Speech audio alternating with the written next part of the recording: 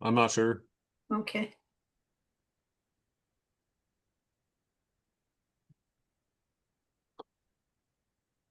To the folks that all just joined us, we are just as a heads up, the recording has started and we're here on video, but we are waiting for a fourth commissioner in order to have a quorum. He is expected, but he's just running late, and so once he gets here, we will start proper. Apologies for delays to the schedule.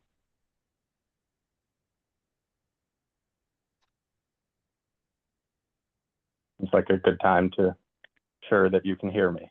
Yeah, Yep. good. Loud and clear? Okay. Yeah.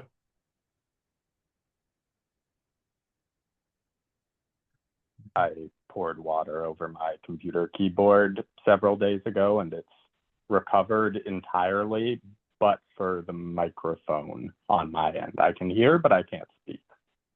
Brutal. God knows why. That's the only remaining issue. You've gotten very adept at sort of adapting to that with the phone tech, so but yeah, I'm sorry about that.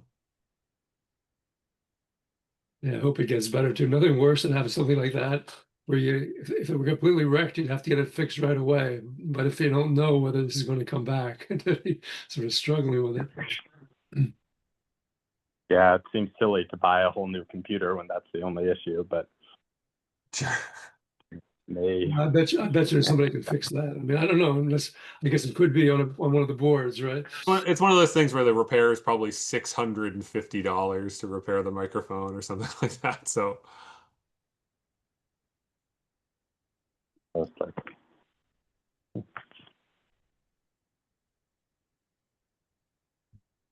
I know a place in Newton that's pretty good about fixing things. By and large, they'll look at it and they won't charge anything until they tell you whether they can fix it or not. What's it called?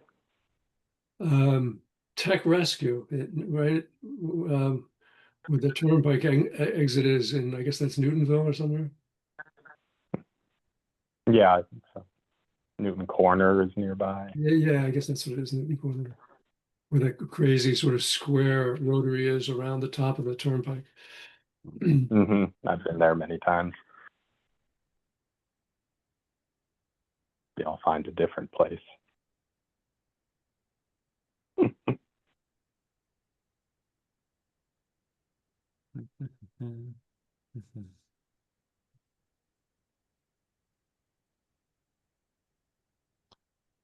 apologies in advance for folks having to deal with me as the sort of both the administrator of the Zoom and as the person that's having to put together the agendas. This will hopefully not be an issue much longer, so I appreciate everyone's patience and as I fumble my way through the admin here.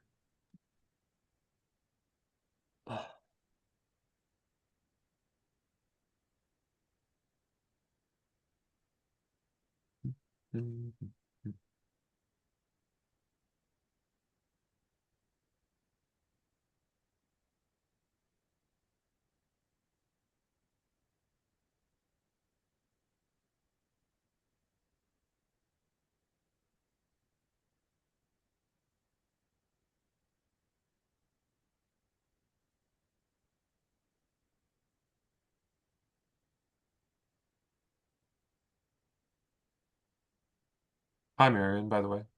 Sorry.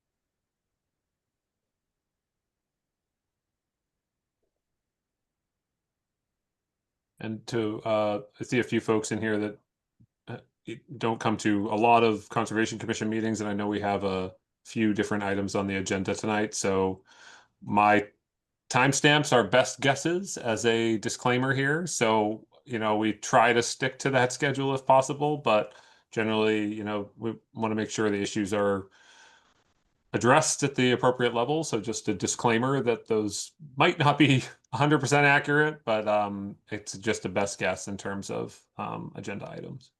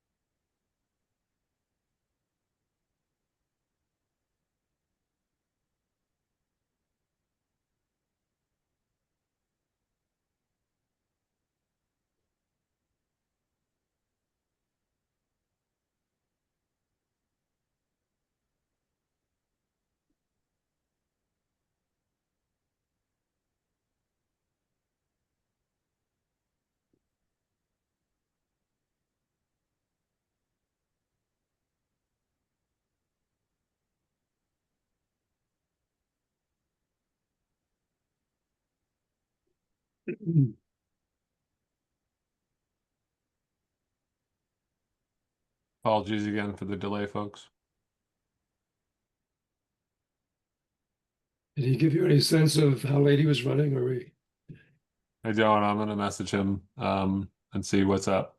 I just sent him a message saying that thanks for letting us know he's running late and that we're waiting to start the meeting until he gets here because we need him for a quorum. I sent something similar. Okay.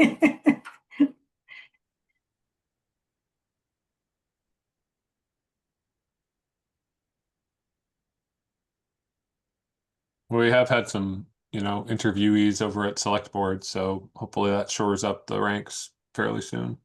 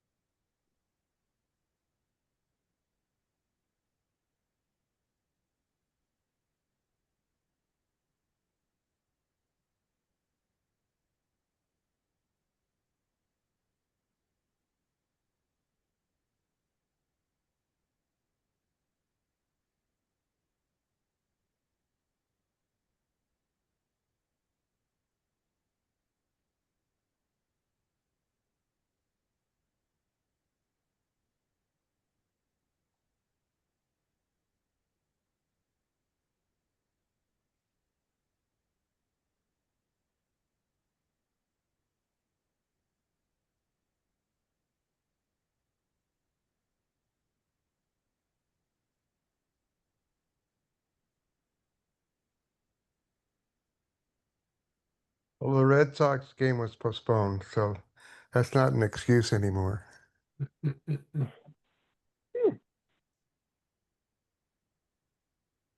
So hope he's not caught in a flood somewhere. Rain was wild. I drove home around 4 and it was, surfs up coming home. It was wild.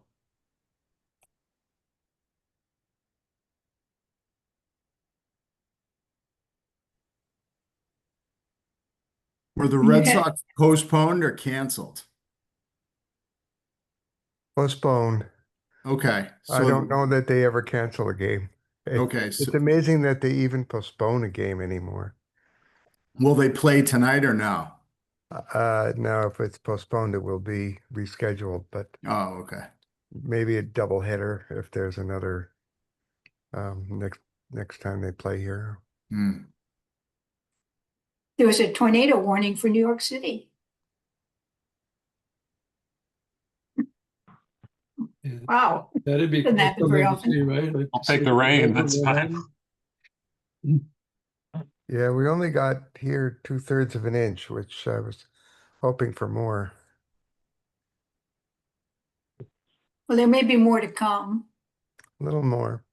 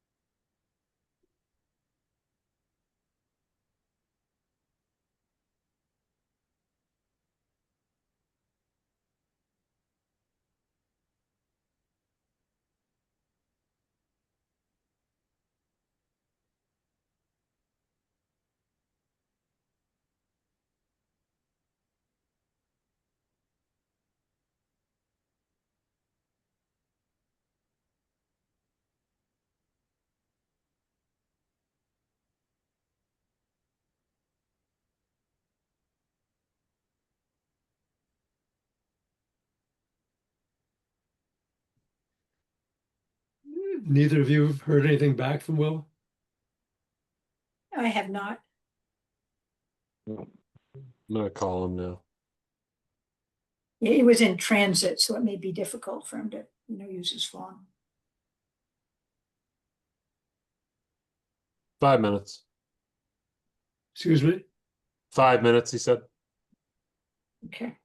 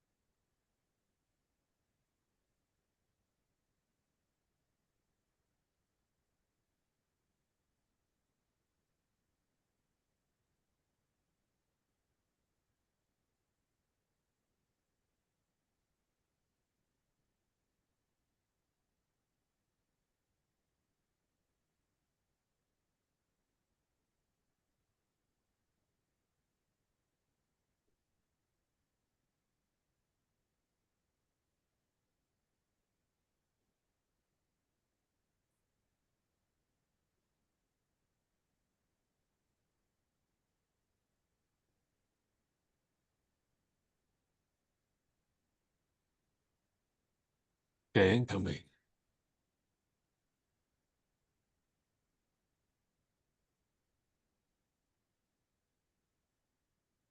They will. Oh, there we go. Hi, Will. Hello, Will. Good to see you. Thanks. All right, we have our quorum, so first of all, I think we'll, first item is normally the minutes, and even though that may take a few minutes, we've waited long enough that I think we should move those to the end. But I assume everyone has looked at the agenda. Are there any other adjustments that we need to make before we get started? Just one from my end, Werner. I'm just gonna provide, I sent commissioners a little bit of an update from some of the wetland regulations that are going around for comment now. I just wanted to reiterate that, which I'll get to in the staff update. It just won't be reflected in the PowerPoint. That's it for me. Okay, thank you. And I should have started by noting for the record that I'm Werner Lowy, and because Roberta Schnorr can't be here this evening, I've been asked to chair, so I'll be chairing for the whole meeting tonight. And our first item on the agenda is the continued public hearing for notice of intent for 25 Sears Road, which is a Brooklyn Wetlands bylaw number 2603. And we both on the website and shared with the members of the commission, we have a new engineering site plans and a planting plan. I guess, Mr. Gentile, I'll turn it over to you to let you introduce this. Good evening, Attorney Don Gentile on behalf of the applicant.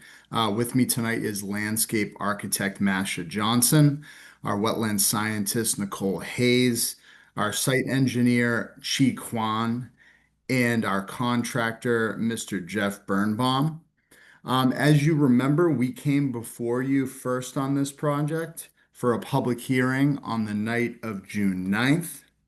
Following that June 9th hearing, we had a site visit with the whole team and the commission on June 29th at the property. And then we came back before you on June 30th for a second night of hearings. After the first night of hearing and the site visit, we heard many of your concerns, and I think we were able to make some good changes to the project in response to your concerns, which we heard the first night and at the site visit. And I think it was a better project for that feedback, and we appreciate that. We then heard more of your feedback on the night of June 30th. And then following that night of hearings, although I know he is not a voting member of the commission, Alex Cassie was nice enough to speak with me and give me a bit more insight and answer some of my questions. And it was extremely helpful. And I am thrilled to report that we as a development team were able to go back to the homeowners, our clients, and relay some of your concerns from the June 30th hearing, as well as Mr. Cassie's feedback. And I'm very happy because the homeowners gave us authority to make some changes to the project, which I think are very responsive to your feedback. And we feel that it shows a significant effort to further enhance the buffer and also withdraw from the vegetated area. So with that, I think we'll begin with Nicole Hayes or Masha, whoever is in the best position to begin explaining the changes we've made to the project since the June 30th hearing. Thank you, Don. Hello, everyone. I'm going to share the graphic that was submitted earlier. Just give me 1 second.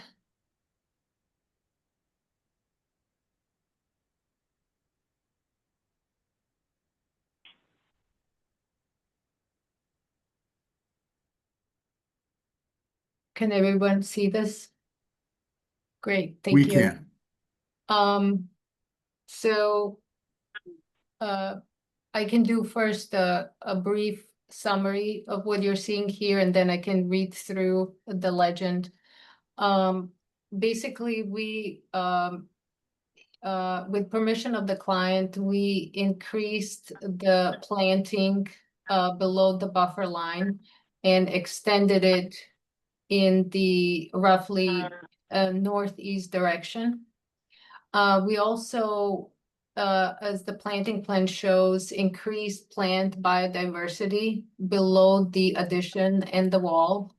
We basically created several perennial planting zones that are comprised of blend of species. We removed the previously proposed terrace above the wall. This basically now is following on the existing condition. This stays as existing condition with the existing wall as shown. We reduced the previously proposed upper lawn line by approximately 300 square foot area. The yellow shows the previous, and it's about 300 square foot reduction. This plan shows removed green roof we removed the green roof from our mitigation plan approach. And in general, we have about 3,000 square feet of lawn and impervious surface inside of wetland buffer, which was offset with native plant mitigation of approximately 5,000 square feet. And just quickly, I can go through the breakdown here that you're seeing in the legend and color coding. So as mentioned, over here in pink, existing lawn converted to wild buffer, 2,332 square feet. In blue, existing invasives converted to wild buffer, 2,752 square feet.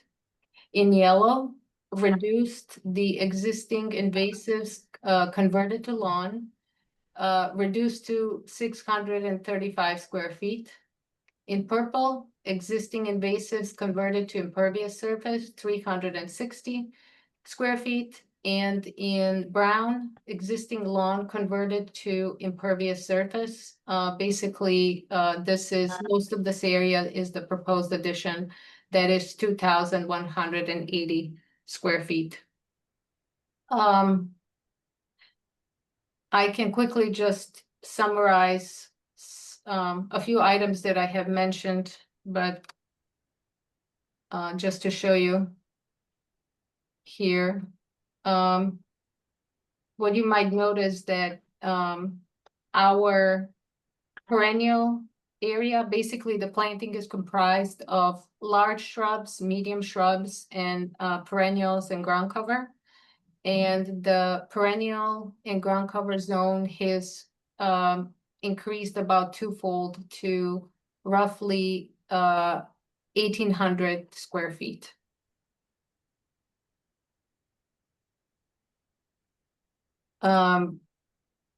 Basically, this is the list of the blend of the perennial zones provided. I just wanted to mention that this plan selection mimics a dry upland meadow. It's a selection of shrubs, perennials, and ground covers. It was specifically chosen for encourage bird foraging and forming native community. And a lot of these perennials have ability to spread with rhizomes and also self-seed. I think all for now. Yeah, thank you. Mr. Gentile, is there more we should hear?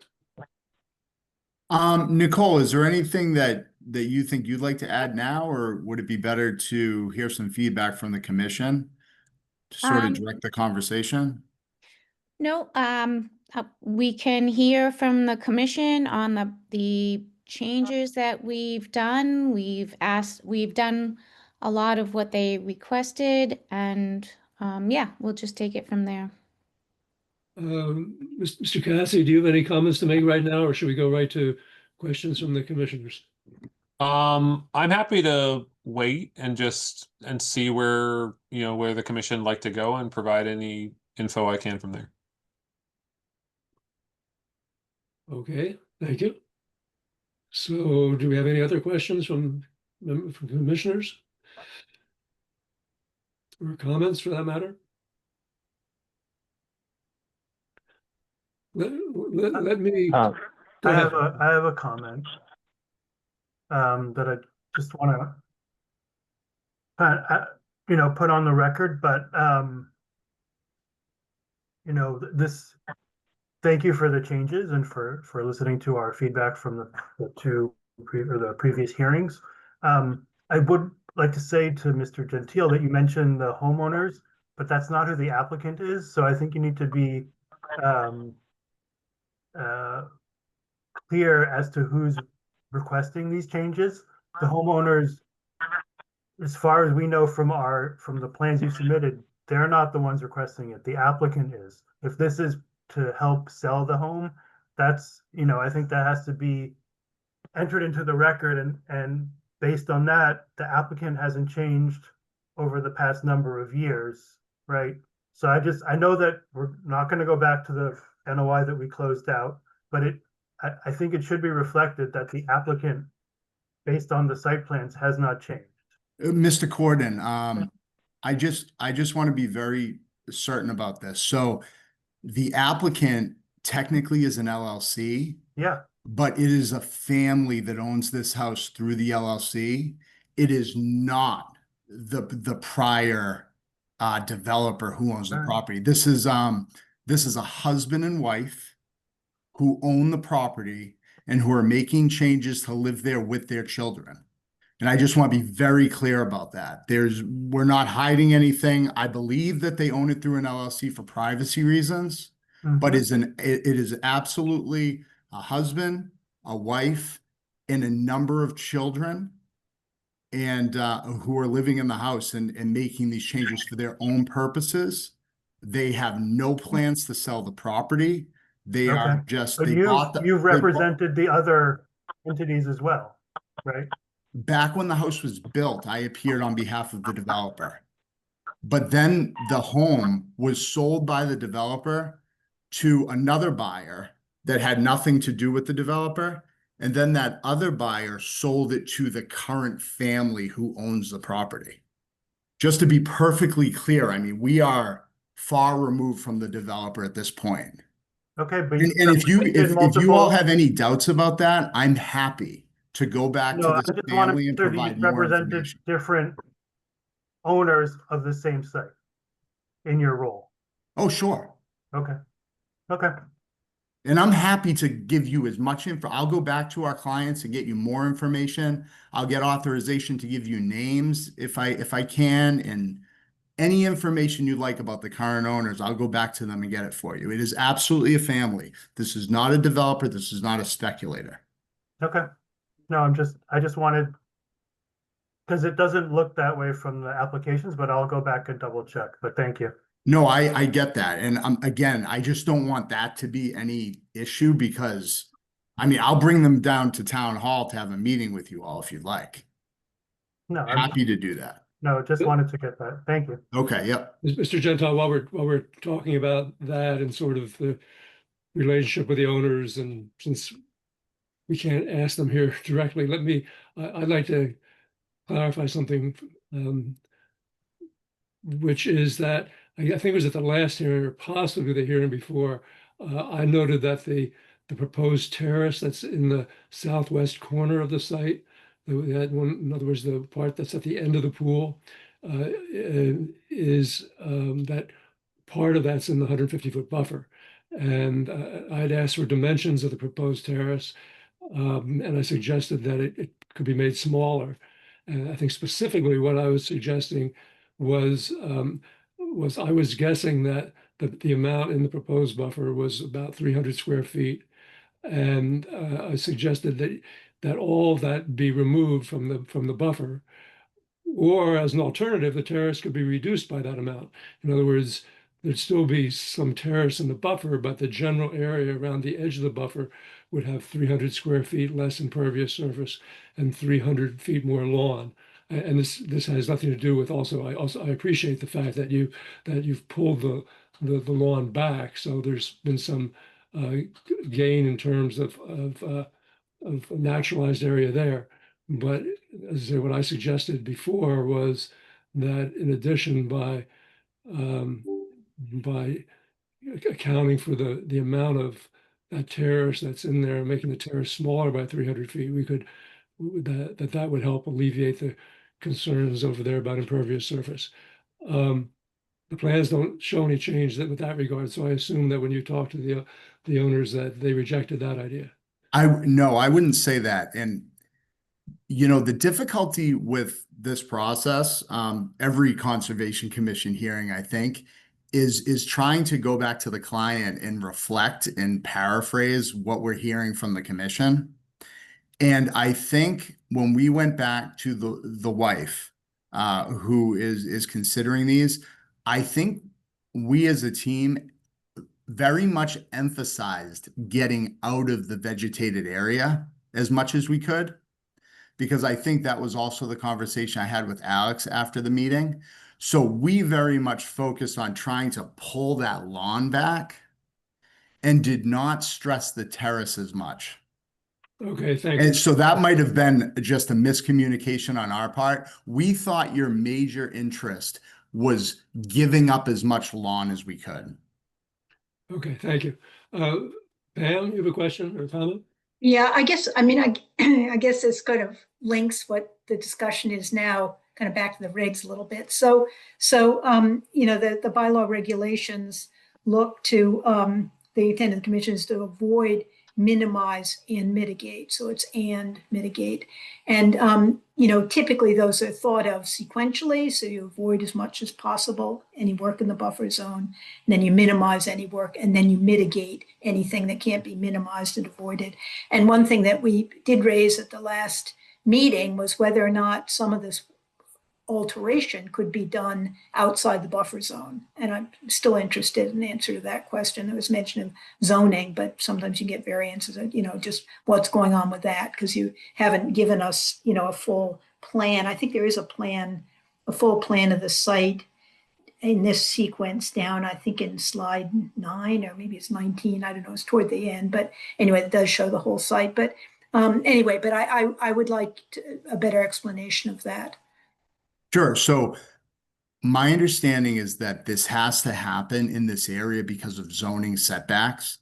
If you are interested in the finite details of those exact zoning setbacks, I can certainly get you a memo on that. Off the top of my head, I don't know the exact setbacks, and I just don't want to make a misrepresentation.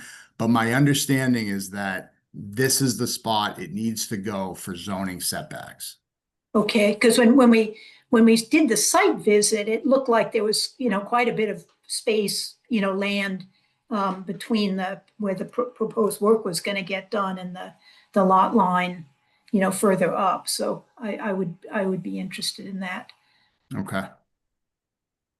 And minimization too. I mean, I think that's obviously the lawn's gotten smaller, so that's good. But whether or not there are things could be minimized about the project. Right. We've tried to minimize the lawn. We've also tried to minimize the impervious surface by removing terrace. Yeah. And then I think the biggest thing we focused on here, because we interpreted your feedback as well as Alex's, was on the enhancement of the buffer. And that's what we honestly and transparently spent a lot of time on, is changing the buffer from this this more planted group of bushes to getting more of this ground cover, so it naturally flows into the rest of the buffer. Yeah, yeah. So that's what we focused a lot of time on that. Okay. But I do want to be clear that the minimization is not from your original proposal to, you know, this second proposal. It's the work that was, you know, looking at the site as a whole and the proposed work. So, yeah. No, but I think we have reduced since the last hearing. Yes, but the minimization is minimizing the alterations of the site within the buffer zone. It's not as compared to what you've proposed in the first place. So because when we originally approved this, we looked at this buffer zone and in all honesty stretched quite a lot, saying, well, there needs to be some backyard there and lawn there. we can live with a certain amount of lawn there. And now when it comes back 2 years later, it's, well, it's building and hardscape for at least half of that area. Right, and what we've tried to do through this public hearing process is minimize the scope of the project in response to your feedback, make the mitigation within the buffer much better, which I think we've Well, accomplished. hold on, where have you minimized? We absolutely appreciate the change in the plants. It seems like making the replication area, whatever it's called, extending it farther to the sort of the northeast. But in terms of the other things, the thing that I mentioned again at the last hearing, I mentioned again now, the southwest terrace and the whole pool house and all that hasn't changed at all. The pool house has not changed. The intrusion How many into square feet is the pool house? the pool house hasn't changed. The intrusion into the vegetated area Excuse has me, been how scaled. many square feet is the pool house? I'd look to maybe Chai to answer that question, I believe. Oh, thank you. Yeah, I can go ahead and look that up real quick here. I think it's around 950 from my memory. That was around the green roof mitigation, something like that. Okay, that's right. Yes, Right. thank you. Close enough, close enough. Sam? Yeah, I had a similar question to Werner's first point, because I thought it was pretty clear, that one of the primary ways we could mitigate, alterations to the buffer zone would be pulling back the lawn and the terrace as well slightly, and still leaving a fair amount of terrace there for outdoor seating and some buffer. So I'm curious if that change is made. I saw that there are plans to relocate 5 existing trees that I think were planted as mitigation in the previous filing, unless I'm misremembering. I'm curious if pulling back that terrace and that lawn would allow those trees to remain and not be relocated further. It seems like the 2 trees that are now within the terrace, even if the terrace were pulled back slightly, they would have to be moved elsewhere. But, in addition to having a bit of further mitigation and less disturbance, it seems like pulling back that area would also remove the need to relocate trees that have been somewhat established already. So, 2 birds with 1 stone. Is that something that, maybe this is a question for the landscape architects, would be feasible given the proposed grading changes and the additional wall there? Hi there. We would certainly have to ask clients' permission.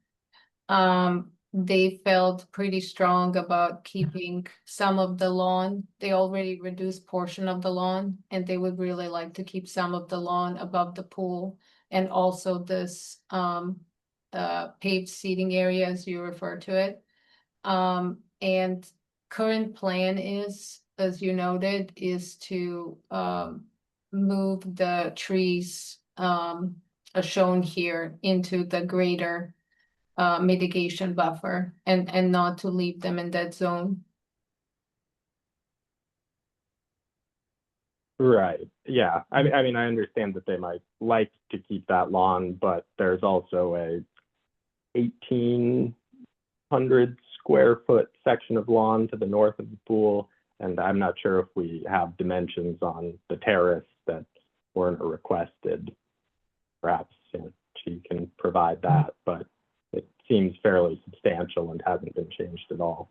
And I'm also curious if, to avoid creep of the lawn outwards and to make sure it's really a defined barrier, if there's, any proposed sort of marking for that area to establish like a firm mitigation boundary that, wouldn't sort of adjust over time. And how would we mark that? Are you thinking something like beyond a aluminum edging or steel edging, beyond something more than that? I think in the past, there, Alex, you can jump Sure. in, but we've marked buffer zones and mitigation areas with like small stone markers that look fairly natural and just, establish a very firm point past which you do not, make any landscaping adjustments. But, not something that would really affect the aesthetics of either side. Yeah, so just to from our end, one of the things that has been conditioned in projects in the past are, just like Sam said, basically low-lying granite 4x4 sort of pillars that come out of the ground at regular intervals that have a little subtle medallion on the top that says Brookline Conservation Boundary. And so it's that sort of legacy enhancement of those areas as a extra sort of reminder and boundary marker of those areas. I think, one of the other things we talked about in a previous hearing is the potential for sort of in perpetuity protection of these areas, and those two things go, hand in hand a lot of times in terms of these kind of projects.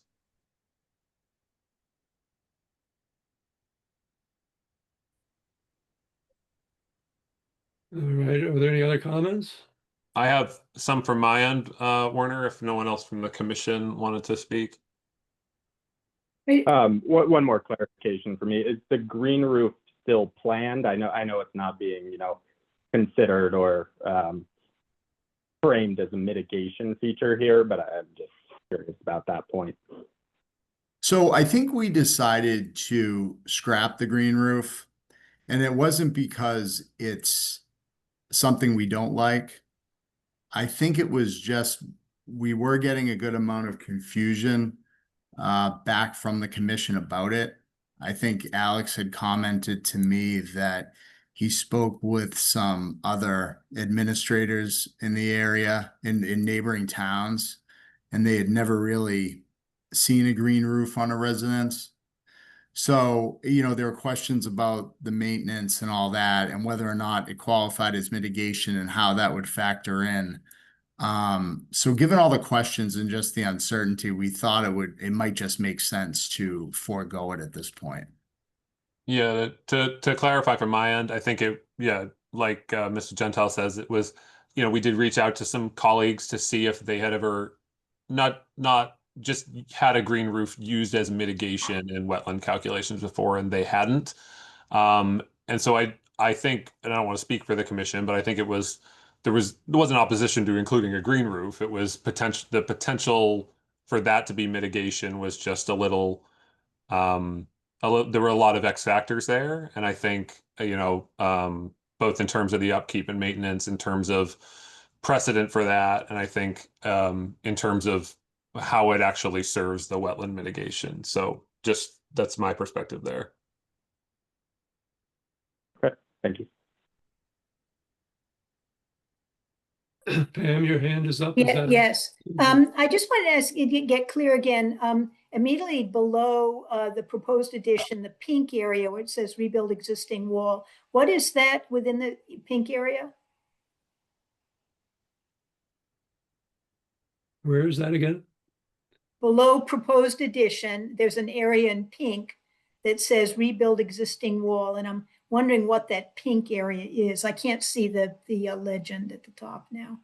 Oh, just 1 second. So this is an area of existing lawn that is converted to the mitigation buffer. Okay, Does this help? yes, I and believe what, you're speaking of this area, and this is the legend symbol that applies to it. yes, okay.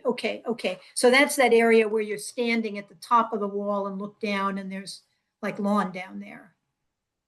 Correct, yes. Okay, In the okay. previous application, we pushed the wall out further to square it off with the architecture.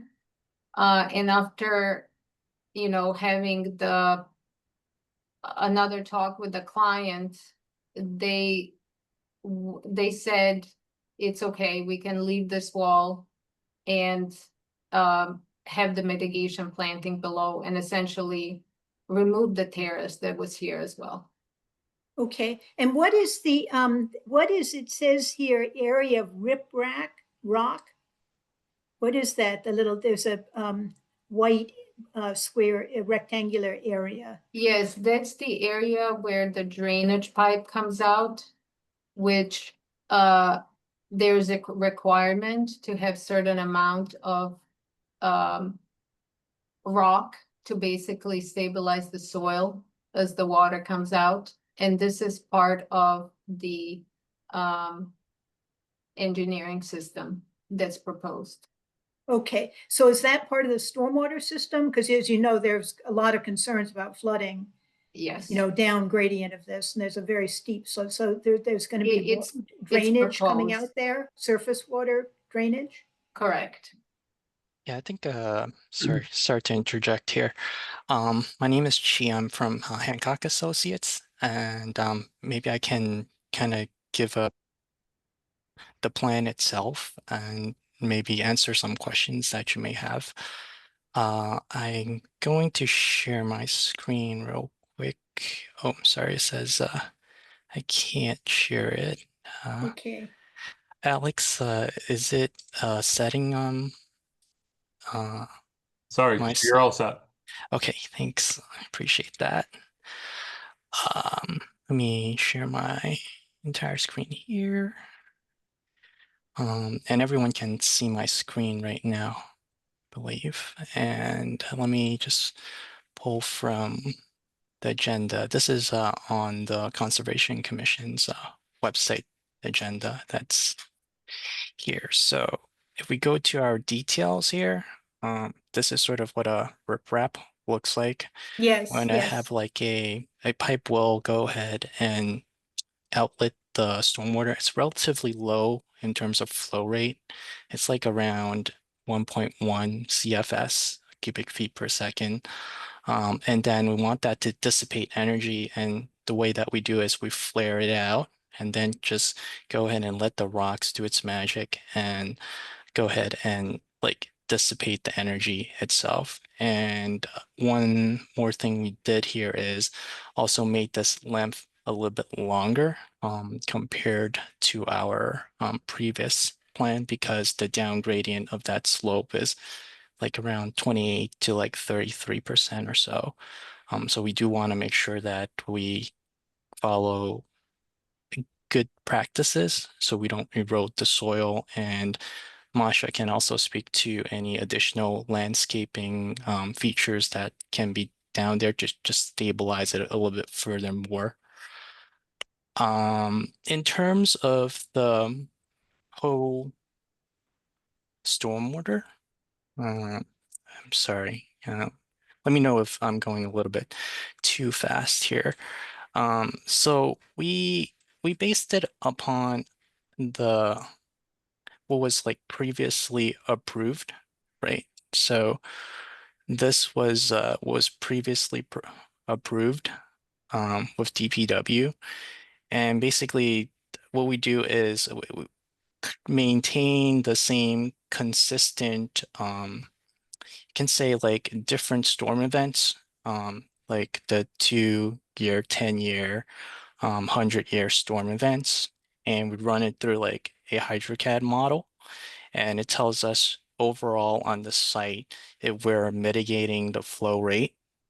So this is what was previously approved, and then this is what is currently being proposed. So it gets a little bit more technical than that, but overall we engineer it so that we mitigate the flow of water going naturally coming downstream into the wetlands. And there is also another concern I believe you guys have is with the water quality. So with water quality, we have the storm scepter unit here. Basically, it kind of has this vortex action and it just allows the sediment or any heavy particles to settle down into the bottom of it and then let cleaner water flow out. So, and we also have this infiltration system unit, which it's going to have water coming in here, and then it's also going to, right now, it passes the water itself. It kind of holds it, and then slowly allows it to trickle out of the small pipe. So I'll go ahead and go to that plan. That's for mitigation and controlling the rate of flow. So all Okay. this, sorry. Is there, should Well, I I just, pause here? yeah, I just want to get clear on this because the Yeah. storm bricks thing, that's up on the top of this, that's the grid pattern here, which is Mhm. nowhere near the this riprap thing, which is way down. So you're telling us that the stormwater that's going to be going through this storm bricks thing is going to get channeled on and then be released that close to the the edge of the buffers, getting and going to be released down gradient Yeah, so through the right, through that right there where it's pretty close to getting close to the right. So it's definitely going downhill. right. So the way it works here is there's a collection of area drains and pipes. So you see there's an area drain here. This is currently reverted back to lawn, so it doesn't have a whole lot of a runoff to it because it's just lawn. But it does go ahead and go into this pipe, and it channels all the way here, right? And then it goes to the storm scepter, gives a water quality treatment, and then it goes into this tank right here, and it holds the water back, and it fills in, and just like, because the water is going to be controlled by the orifice, or the what you call it, the how big the size pipe is. And then it goes to this manhole here, and then it goes down here to this flared end section, and then it goes out to the wetland. Because So I currently, think in Chai, correct me if I'm wrong, but 100% of the water that flows onto this site now just sheet drains towards the resource area. So that is correct. what this system is going to do is collect all of that, Mhm. take it in the opposite direction, and the storm scepter is going to infiltrate it slowly into the soil, upland, outside of the buffer zone. This pipe here, my understanding, is an overflow pipe that would only be triggered in a unique circumstance of an exceptional storm. What's the exceptional storm? Like a 100-year storm? What would So so just to kind of, Don is correct. Overall, had this not even been introduced, or this pool house, or this walk area, terrace and whatnot, all of the water currently does naturally flow in this direction down to the wetland.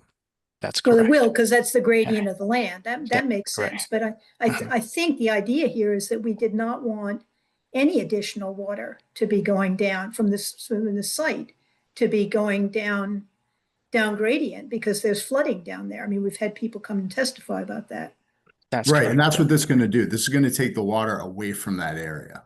No, I mean, it's the discharge, the riprap thing is immediately, is right at the top of that down gradient area.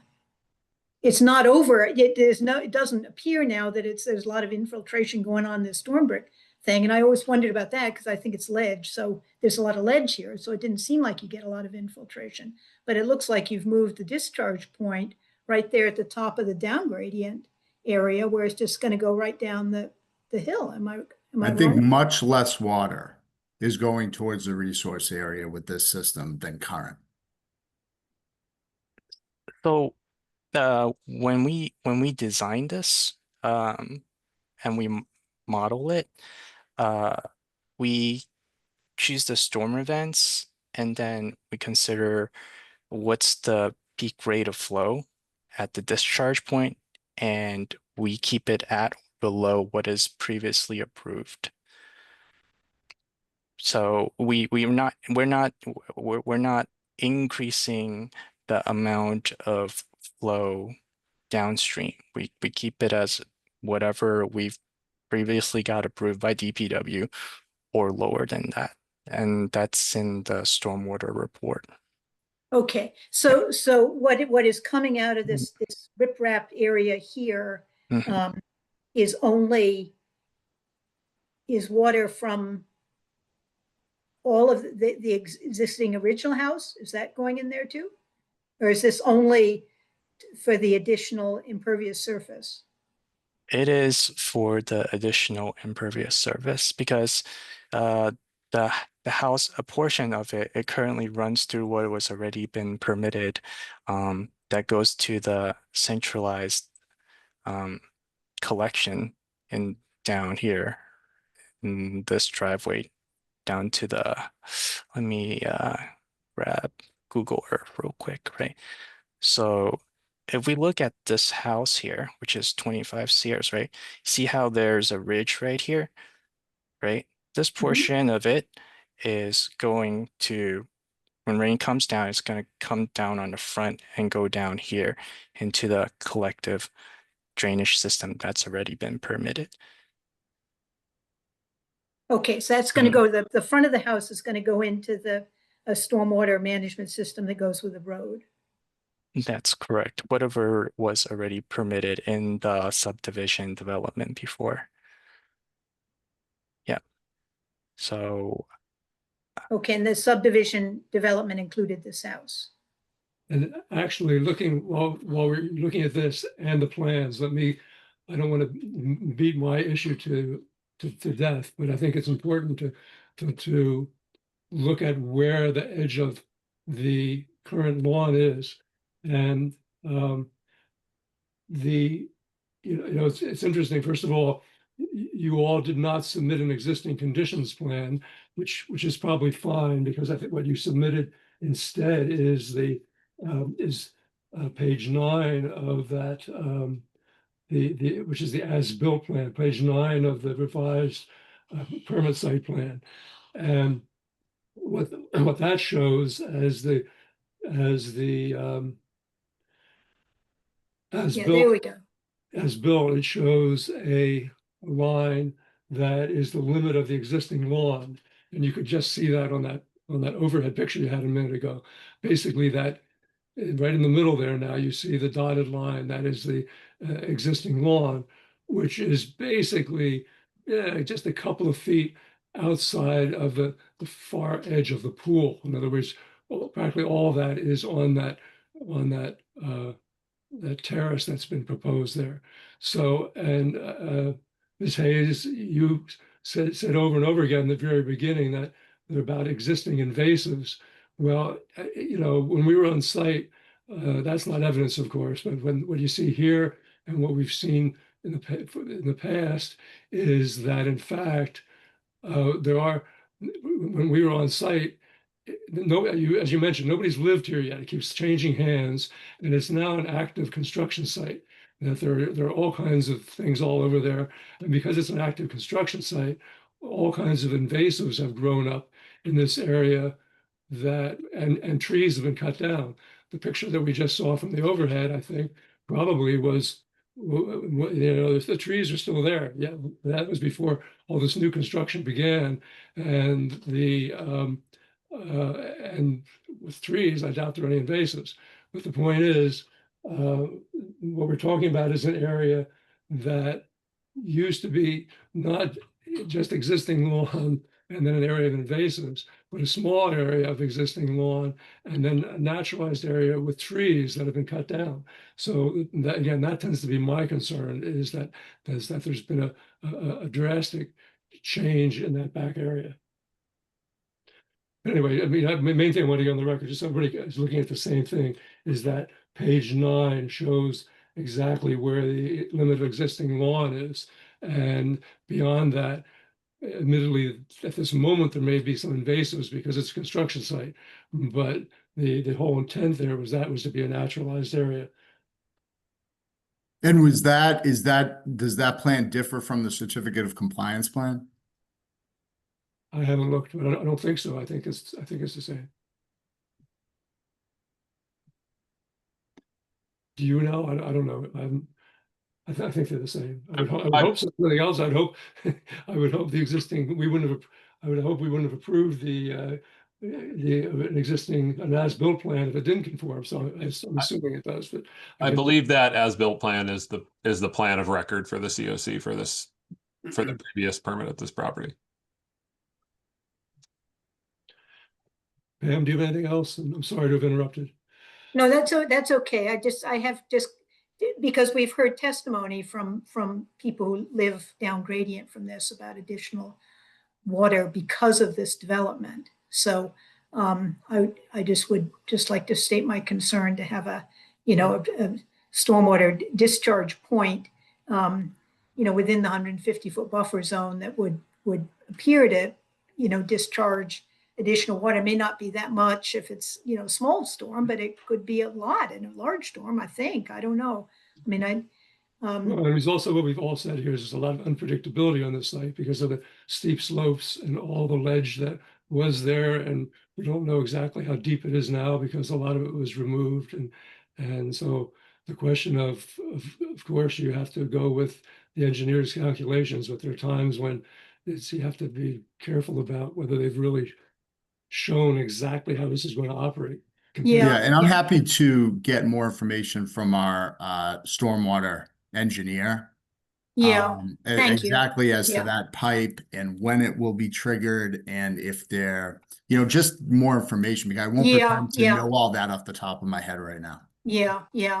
And I understand what you're saying about what had previously improved for this, this house that was, there was less impervious surface that went with that house. So anyway, so I think it's just important because we have heard concerns from the down gradient. Sure.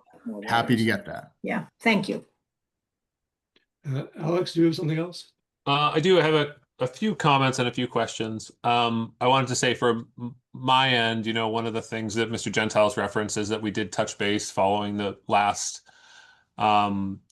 public hearing session a few weeks back. It sounds like, one of my goals in touching base with the applicants following public hearings is just to see, reflect on that meeting and try to make sure everyone's on the same page in terms of what's come up in that meeting. And I think, it sounds like I may have omitted that concern or omitted the reiteration of that concern over the terrace. So apologies to, again, the commission for not referencing that, and apologies to the applicant for not bringing that forward and that it was brought up in the meeting. I know that a lot of energy was put into making these revised plans. So again, my error in not bringing that up. I think that one thing to note on this, and where we're talking about the drainage now, is that, it looks like, and Chi, correct me if I'm wrong, but it looks like, one of the things that after we got the stormwater model, the revised stormwater plans, we had our environmental engineer take a look at them. She prepared a memo, and it looks like, to my eye, some of those adjustments were made on this recent plan set based on that flared end section. I know that sounds like it got a little bigger. It looked like that, geotextile fabric was put in there for infiltration. And I know to the commission, something that we do have precedent for is, for these kind of flared end outlet stormwater systems to specifically condition them to sort of reserve the right for the commission to require additional riprap and additional footprint there based on observational data, essentially. So I think I've seen this in a few of our previous orders of conditions to say, this is a step in the right direction, but reserve the right during construction to require more. I think that also as part of Ms. Rose's comments on there, it was specifically what you're talking about, Pam, the potential for a high flow event and how to best to support that. One of them was adjusting gradient, which again looks like it's been done on this revised plan. The other one was additional shrubbery and shrubs and planting and stuff, which again looks like at least we're moving in the right direction there in terms of the revised planting plan. So I say all that as not a stormwater expert, but I say that we have there is precedent for the commission to have these sort of riprap flared end outlets and to also reserve the right to require more in terms of footprint and infrastructure there as the project develops. I think based on, some of what we talked about in this hearing and the previous hearing in regards to, meeting the performance standards and in terms of minimizing impacts and in terms of looking for reasonable alternatives. I'm not sure who the best person for this question is, but, one of the things the commission has previously permitted in projects, maybe the word similar isn't right, but in projects like this within buffer zones, is to look at permeable solutions to servicing, to look at permeable pavers, to look at, gravel as an option for pathways, to look at pea stone for an option for pathways. Were those kind of options considered? I mean, I know there's some outbuildings in the breezeway and things like that, but when we look at these perimeter terraces and walkways surrounding some of these new structures in the buffer zone, was there a consideration to possibly include impervious or permeable surfacing in there as well? I guess we'll start there. So I think that issue, Mr. Lowe's issue about that terrace, was overlooked to a certain extent, and I don't think we covered that with the applicant or the professionals about a possible impervious solution there. So I'd like the opportunity to go look into that. And again, I don't want to speak for the commission. We haven't really discussed those impervious options before, but I know just looking at previous projects, those have been options and those have been sort of exercised as options to reduce impervious. So I guess I'm curious to the commission what your thoughts would be on looking at those as potential options here.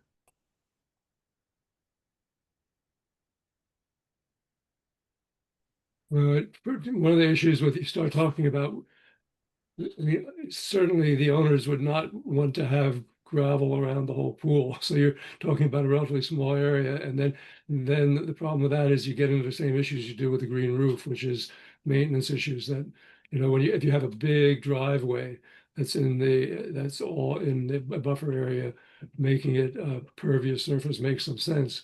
But then that has to be, the maintenance has to be laid out, a maintenance plan, and that has to be conditioned, and that becomes a real it can be a real nuisance for the owners. So I think I'm glad you raised it, Alex, because it wasn't something I thought of, but I wonder whether if it's only a small amount that you change from pervious to impervious to pervious pavers, you're not going to be gaining a whole lot except headaches.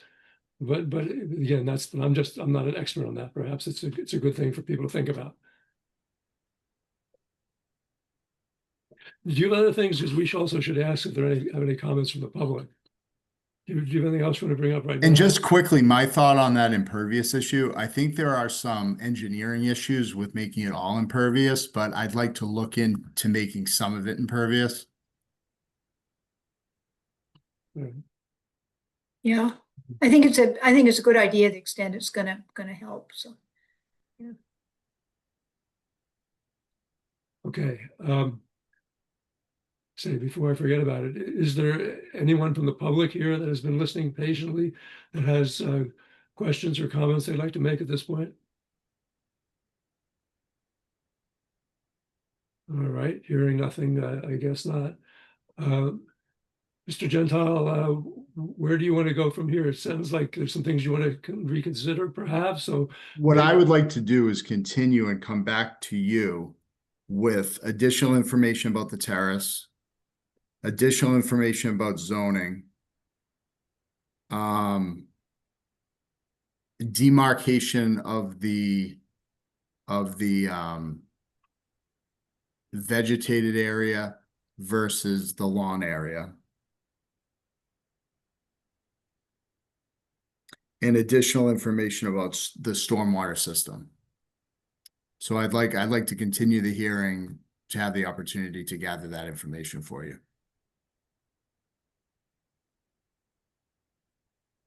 And while you're thinking about all those things, you might also think about how carefully the owners have thought about how large a pool house they need. I can talk to them about that, but I mean, respectfully, this is the third night of hearings and we haven't heard that yet. The last time we heard about possibly moving things to the other side, and then and we haven't seen exactly why the zoning prevents that. I just throw it out, the whole pool house is in the buffer, so. Okay. If I just may quickly comment, I think this is a good plan to show that if the building were to move in the other side, it wouldn't be just in the side zoning setback, but also on top of the leach field. The Leach Yeah, field. well, it's a tight site. No matter what you do here, you've got. Right. Oh, That's why we're. that's pardon, why let us- pardon, the drainage field. yeah. I mean, the reason we're Oh. here is because the original developer, cited this on a very small site. And it's a difficult site. So Right. what you do is difficult. So we're asking you to be as creative as you can. Yeah, And we will, and that's what we're trying to do. And, I do appreciate the comments. And I think, over the past couple of hearings, your comments have helped us make it a better project. And hopefully we can go back and look into some other aspects of it and improve it further.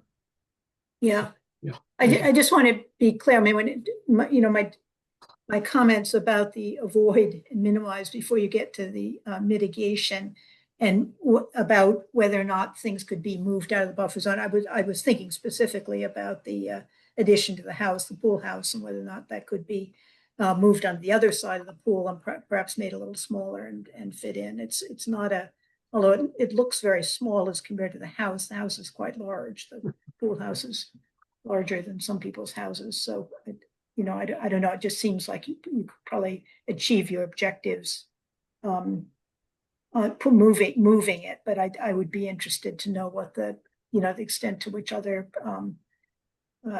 town ordinance or bylaws would preclude that. And I will get you that information. Yep. Thank you. Thank you. All right. Well, thank you very much. I think we've accomplished what we're going to here tonight, and I'd entertain a motion to continue until the 21st, maybe. Is that the right date? August 11th is the August next 11th. meeting. August 11th. Okay, I move we continue the hearing with the applicant's consent to August 11th. I Is there a second. I second, Will.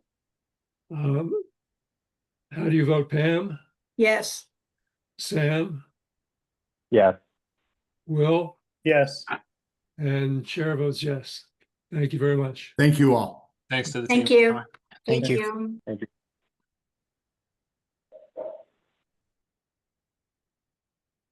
All right. Took a little longer, but not a hugely amount longer. We are behind schedule, but let's move right on to 676 Hammond Street, which is where I will hereby open a public hearing for notice of intent, DEP number 120-208 and Brooklyn Wetlands bylaw number 2604. And Mr. Joseph has been very patient. Believe he's still here. Can't see on my list. Yeah, there he is. Who is both the owner and the applicant. And this is a site that is a single-family home on Hammond Street, right next to the small soccer field at the Sewell Recreation Area. And I think some of us have sort of watched that wetlands for many years. And we gather that there are some flooding issues, and I'll turn it over either to you, Mr. Joseph, or to your representative, who I guess probably is Ms. Hayes as well. Yes, I have. Hi, everybody. Nice to meet you all. And the wetland in question is actually my background from last fall. Just if you want to see it, there's a few photos that we will also make available to help give you some geographic context of what's happening here.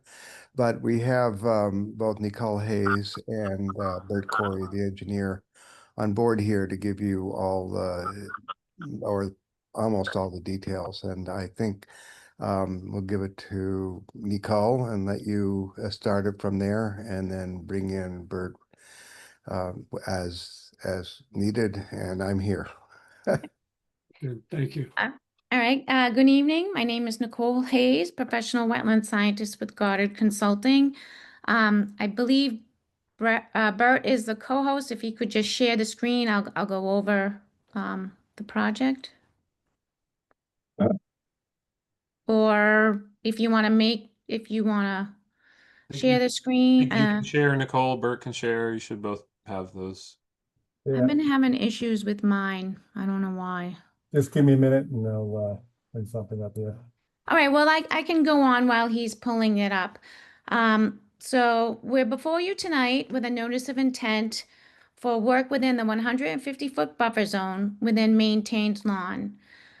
The resources on site include the isolated wetland. There are no rivers within 200 feet of the site. There is no jurisdictional FEMA flood zone. There are no mapped potential or certified vernal pools, and there are no rare species habitat mapped for the area. So the resources on site are isolated vegetated wetland and the buffer zone. So the project before you tonight is to try to remedy some backyard flooding, which occurs within the rear lawn, and no trees are proposed to be cut. So to fix this issue of the flooding, the applicant hired stormwater engineers from DGT Associates to design a system that takes the surface water off the rear grass lawn area and guide it to a proposed great catch basin. How are we doing with the plan? Is that up? Can you see that? No. It's up on our end, Bert, but could you Oh, zoom you in a are. bit so we can Oh. see? Okay, yeah, now I see. I'm following along with you. The surface flow is going into a deep sump catch basin. Everybody can see the cursor that I'm moving around right here. Would you be able to zoom in at all on the image? Just it's way out, so it's a little tough to see. Okay.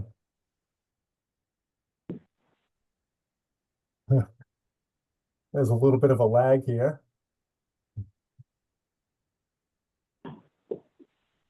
Well, that's better. Yeah. Catch basin. Going Yep. into a pump chamber where that water would then be pumped through a force main to another catch basin just on the property, and then transfer over to a 6-inch pipe that would then go into Hammond Street and connect into the existing 18-inch storm drain. So again, the backyard, the grate is at the elevation of the lawn. So it's only taking the surface water within the lawn into the pump and directing it towards the municipal sewage Storm drain. area. So it's not connected to the groundwater, so it will not drain the wetland. It's only having to do with the surface water located in the rear yard. Just wanted to make that clear. And if you have any questions about the design or anything, that is why the engineer is here to discuss that, because he is the expert on that type of system and I am not. I'm wondering if I could just jump in for a second and give a more detailed context for why this is happening. 3 years ago, I mean, we've been here 33 years. And when we first moved in here, we were getting backyard flooding. And it turned out that was related to a broken culvert that goes in the back, here you can see, of the yard. Once that was fixed, we rarely had any serious flooding over all of this time. And suddenly, with climate change, I guess, in 2023, the last 6 months, we had 6 episodes of flooding in which pretty much the entire backyard was covered with water of at least 1 foot, or sometimes even more, that has to go somewhere.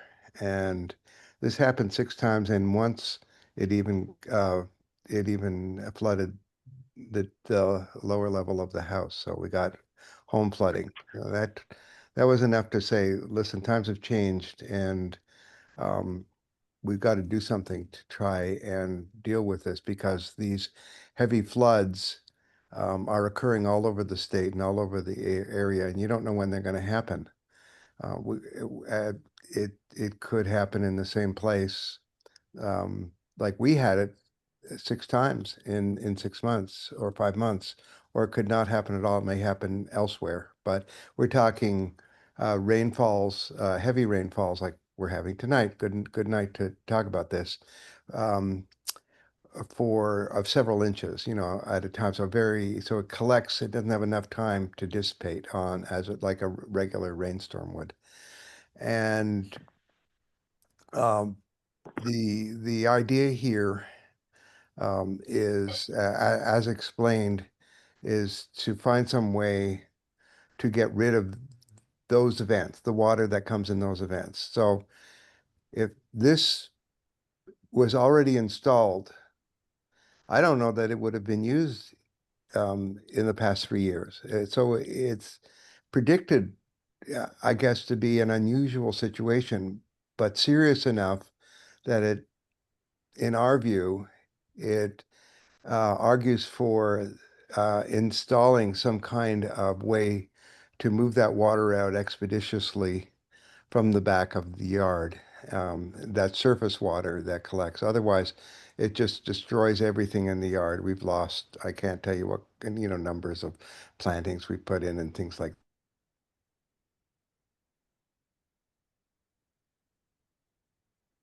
Oh, I'm not sure if We we lost lost you. you. We just lost you.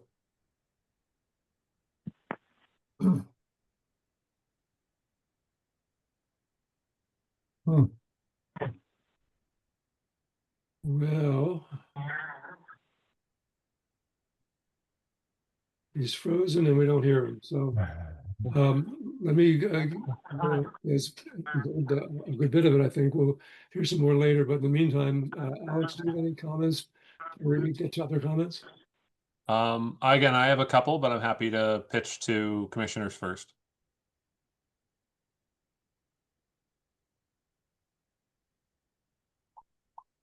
All right. Where was the culvert? I'm just curious. Is it on the site plan or is it just from like previous?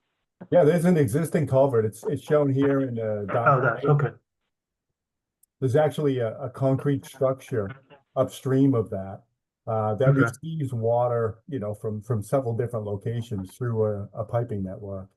And then that that culvert travels down, goes across, I believe it heads towards Pine Street, goes under Okay. another person's yard, and then travels out. It travels out by the cemetery, and then ultimately discharges near Hammond Parkway, up by Okay. Woodland Street and Hammond Parkway. We weren't able to see the outlet of that culvert because we would have to. It was on private property. Right.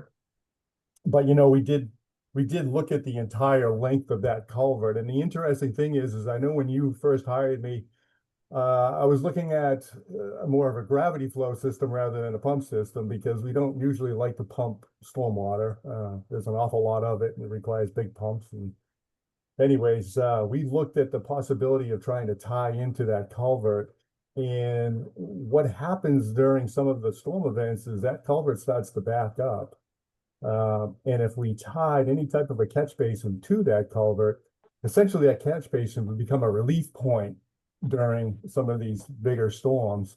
And rather than letting the water out of the backyard, would be introducing water into the yard. So, we didn't do an enormous hydraulic study of that, but we did enough to look at it and understand that it surcharges during the larger storm events. And that was really a no-go for us on that one. So we ended up moving towards the design that you see, which is really just trying to collect the ponded water in his backyard and bring it down to an elevation that's about the same as the wetland. So we're not trying to drain the wetland. And then just dissipate it that way or discharge it out to the storm drain. Now, ultimately, that storm drain in Hammond Street connects to the same spot. So, you know, we're playing in the same watershed, but we are discharging at a place that is a much higher up gradient in the system. And there's a lot more piping that the water will have to travel through before it starts to join with the other pipes and potentially back up. Lost my video. That makes sense. Pam? Yeah, apologies if this is clear to everybody else, but I'm having a little trouble kind of sorting out exactly what our resource areas are. So this is an isolated vegetated wetland up here in the top part of the plan, and then the flooded area is down here in the backyard of Correct. the Correct. house. So it's within 100 feet of it's in the buffer zone to isolated Yeah. vegetated wetland. That's what we're talking Yeah, about. yeah, the 100-foot buffer zone is right here, Okay. coming down through here. And then there's 150, and I apologize, we don't have the 50-foot buffer zone on here. I did take a measurement between this catch basin and the BVW, and it was 31.6 feet away from that BVW. Actually, Okay. IVW, I guess, isolated vegetated wetland. And the distance from the pump chamber to the wetland was 52.6 feet. So the 50-foot line is just this side of that structure, the pump chamber. Okay. Okay. So basically the entire lot is either, am I correct about this? The entire lot is either isolated vegetated wetland or 100-foot buffer zone to isolated vegetated wetland. Is that correct? Yeah. Wow. I'm not the wetland specialist, so I can't say that. Yes, But, the answer is what yes. it was flagged, and we all know that this is the low spot in that entire area. And we looked at the watershed, and you know, the area that drains to this is approximately 23 acres in size. There are some other piping networks within that zone, but there's quite a bit of water that ends up down to this isolated wetland just because it's at the low spot, and it's just the way it goes. Okay. So the isolated vegetated wetland, are there wetlands plants in there? Yes. Okay. And then they just go right up to a planted lawn area? There's a little bit of an elevation change, and the vegetation changes as well. There's a Okay. defined line. Okay. I mean, is what's happening here, because there have been changes in various sites because of increased precipitation. So is what is happening here, the vegetated wetland is moving, is that line gonna, head down into the lawn? Is that what you think would be happening? No, it's not about this is not about the wetland. It's about the low area in his lawn and trying to reduce flooding. The area within his backyard is currently this area here is currently lawn with a few trees that will all be left and kept. So it's not about the water or the wetland per se moving. It's not that. It's just we're trying to get the flooding issue addressed in his rear yard. Okay, but if you do something so that it would, so the idea is just sort of to drain it, but not try to make its elevation higher? That is the current scenario, yes.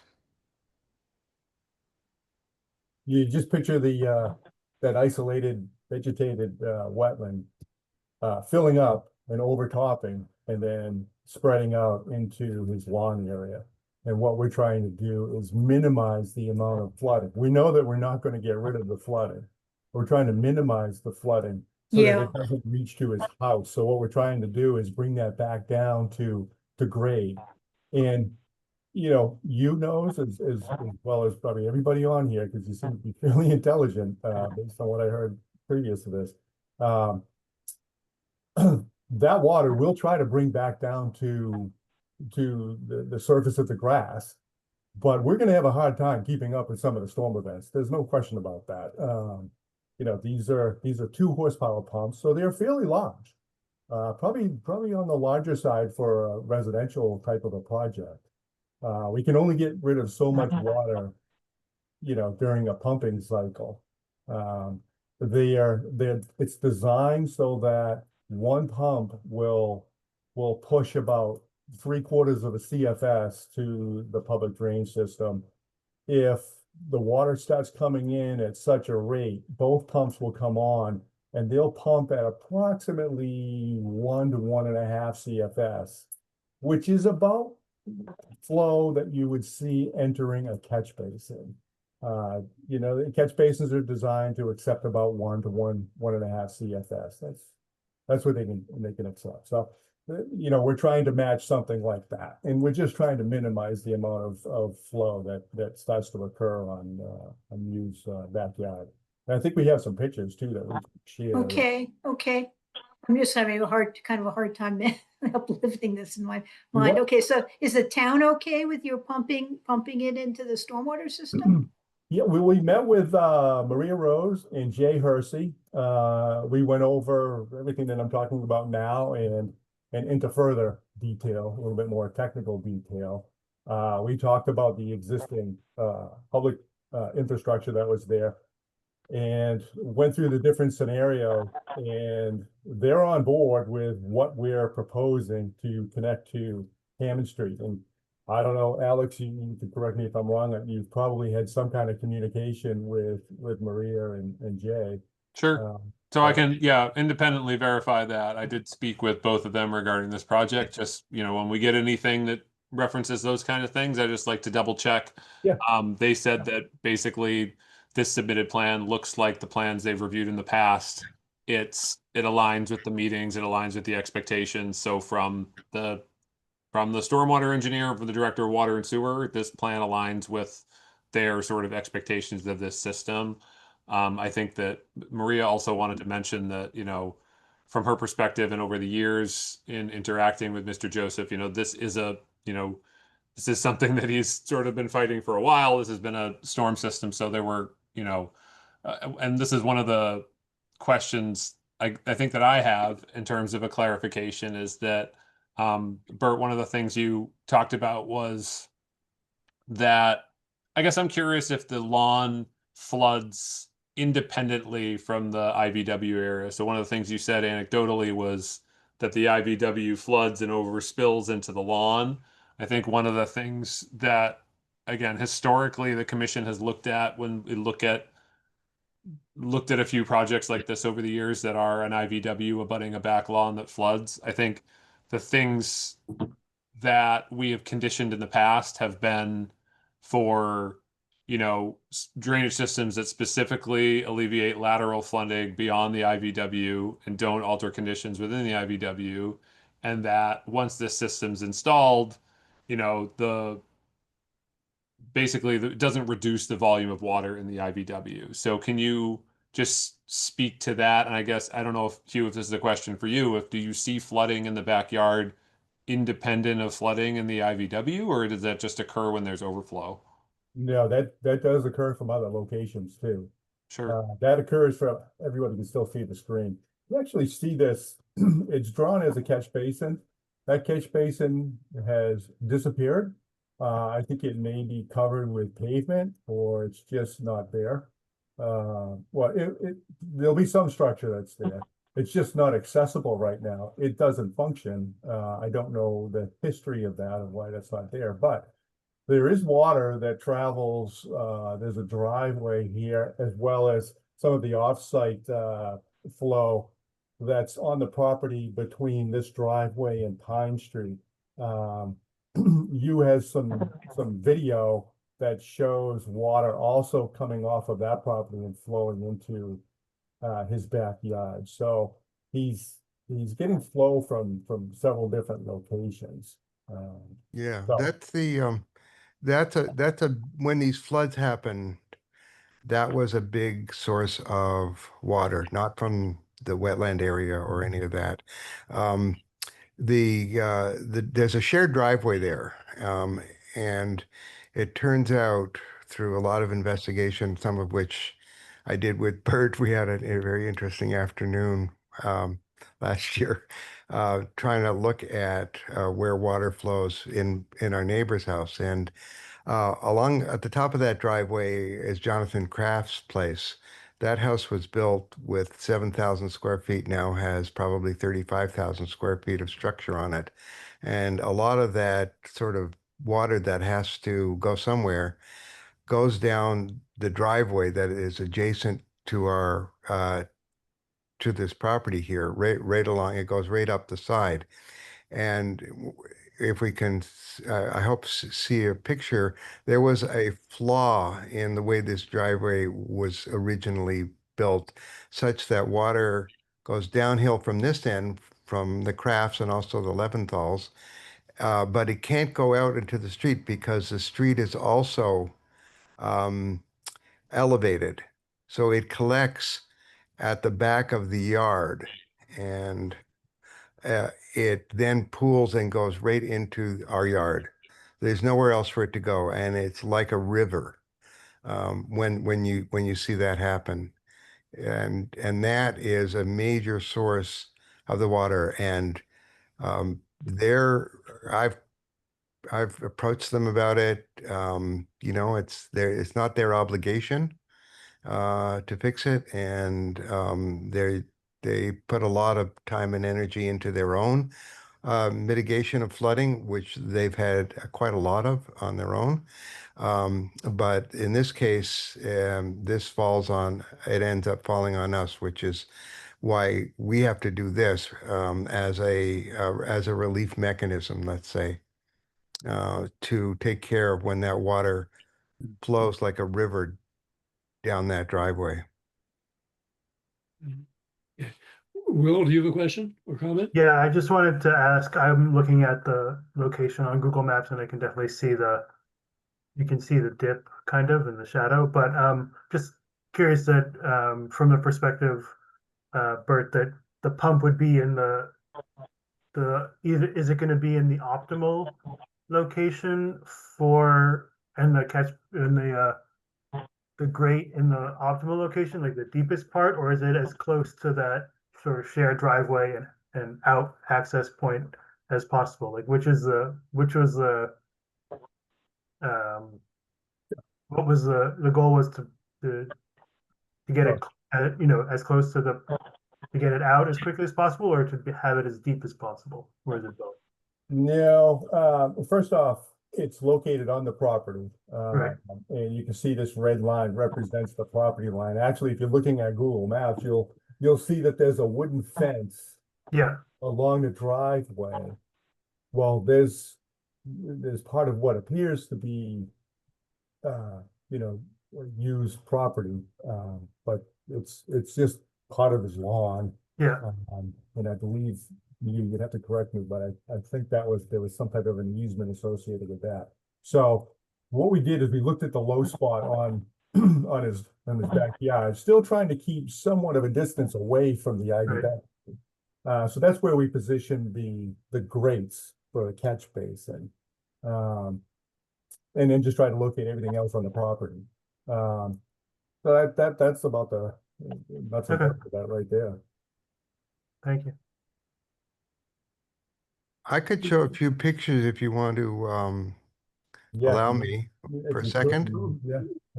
I think we're a pretty good idea. We've seen some pictures, but a couple would be helpful. Okay. Let me see if I can. I'm giving Hugh the ability to share. I have a quick question for what is the likely any order conditions would include operations and maintenance manual for this. What does operations and maintenance look like on a system like this? Is this particularly intense? Is it every 6 months? Is it like, how regular would that look like in terms of maintaining this? Yeah, the pump chamber is set up similar to a pump chamber for a Title V system, except they're much bigger pumps. There's a redundant set in there, or I should say there's a redundant pump. So there's two pumps.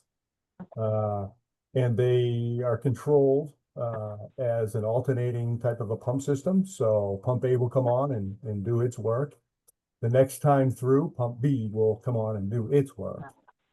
In the event that we have too much water, both pumps will come on. And if it continues up, we'll get an alarm. If one of the pumps fails, with the water continuing to come in, it'll also hit that alarm. And that signals that this pump could be in failure. So it's going to actually say either a pump is in failure or both pumps are running right now. As part of the specifications that we put on the plans, we ask for a pump runtime meter and a pump counter so that they can be monitored periodically. It can be monthly, it can be quarterly, it can be annually, depending on the, you know, how it functions. To get an idea of how much time each pump is typically running. And in a situation where one pump is running more than another, then obviously there's some forensic you know, analysis, taking a look at the pump system, and you know, that would be done by, you know, like an electrical contractor or a pumping contractor. So that's fairly straightforward. There's really nothing else to maintain. There is a deep sump catch basin, and as that water starts to flood up in the backyard, I feel that there will be some debris. So we put in a deep sump catch basin with a debris and oil trap so that we can trap any of the floatable material that could be, you know, grass clippings, leaves, whatever. So as part of the O&M, there would have to be some cleaning of that catch basin. And again, depending on the conditions and what we see, you know, we can write an O&M that says, you know, for the first, every month for the first year, and then as conditions warrant, you know, tail back to quarterly or semi-annual. Right. That's about it, though. There's really not a lot going on there. Okay. And of course, it's presumably in the owner's interest to do that, because what this is all about is making sure the first floor doesn't get flooded again, right? Oh, yeah, exactly. Yeah. Okay, so let me show a couple of these shots here. This is a quick video. This is the area right where you see the arrow down here.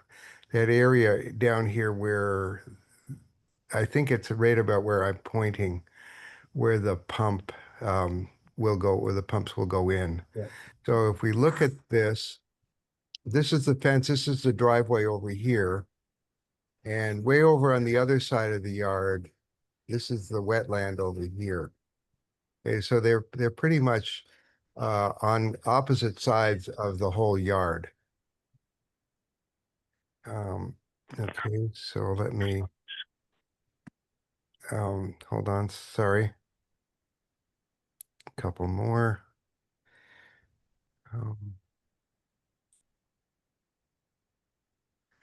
Okay, so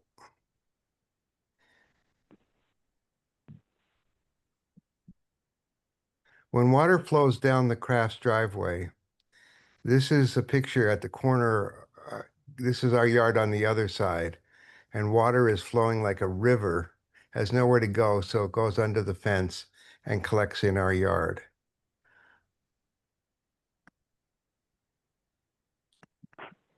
This is what back in 2023, this is what we were experiencing, you know, that you could see the fence back here, and there's about a foot of water there. So that's the scary part.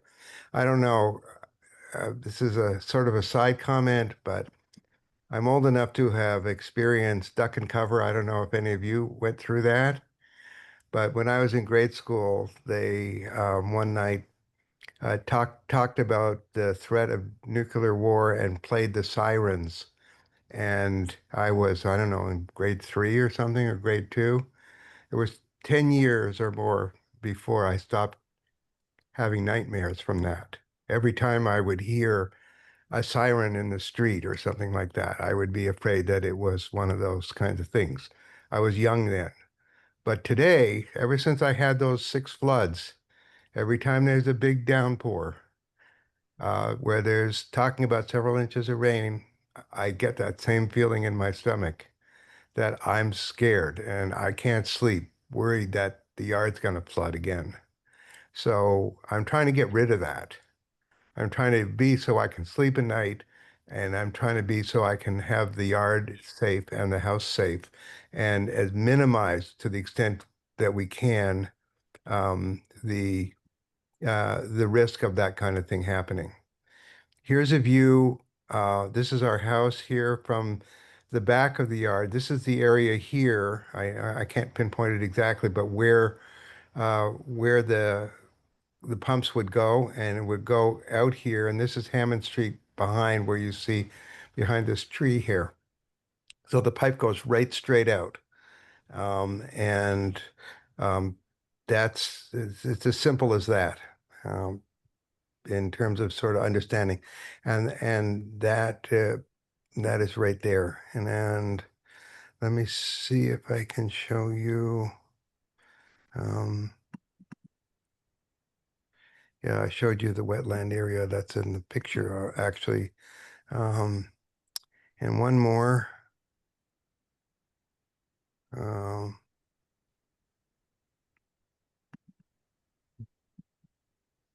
Okay, so this is the driveway I've been talking about. This is Kraft's house, and the driveway is actually shared with another house, Siaka House, as well. You know, what do you want for several $1 million? You have to share a driveway, but you did. They share this driveway, and the water comes down here, and it's a pretty steep flow. And then the rest of the driveway from the street is going down this way.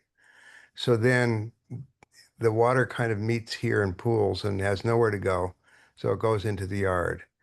And there's a couple little drains here, but nowhere near enough to cover the kind of water that comes out of that yard and down this area. So that was a flaw from, 25 or 30 years ago when this was built.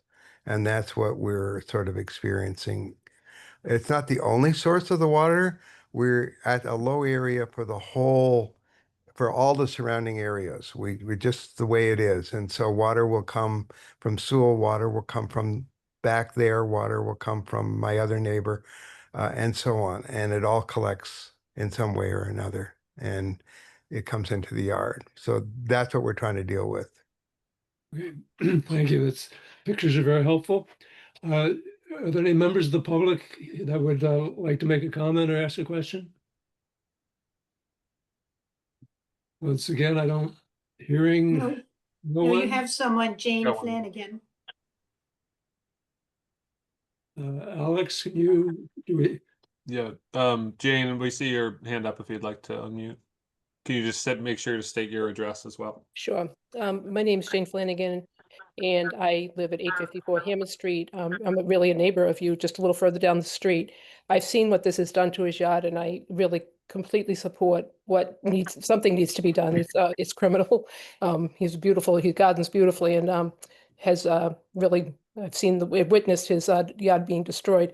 My questions, that's my comment. I do have questions though, because one of the things I think I heard Britt say, we'll go into a culvert and then it will go eventually into the drainage and it will eventually go somewhere. But I was just trying to figure out the somewhere, just because of, where that might be, how that might be impacting flow down, through the Muddy River or other areas, Charles River Water Association, wherever it might be going. That's a question I have, is like, where is it ultimately going? Because, he was an organic gardener, but I'm not sure everybody in the neighborhood is. And I'm just concerned about where that might ultimately be going and what impact that might have. If anybody even has an answer to that question, I'm just not sure. Okay, thank you. Mr. Corey, can you answer that? Yes, I can. Actually, I just lost my video again. I don't know. I apologize.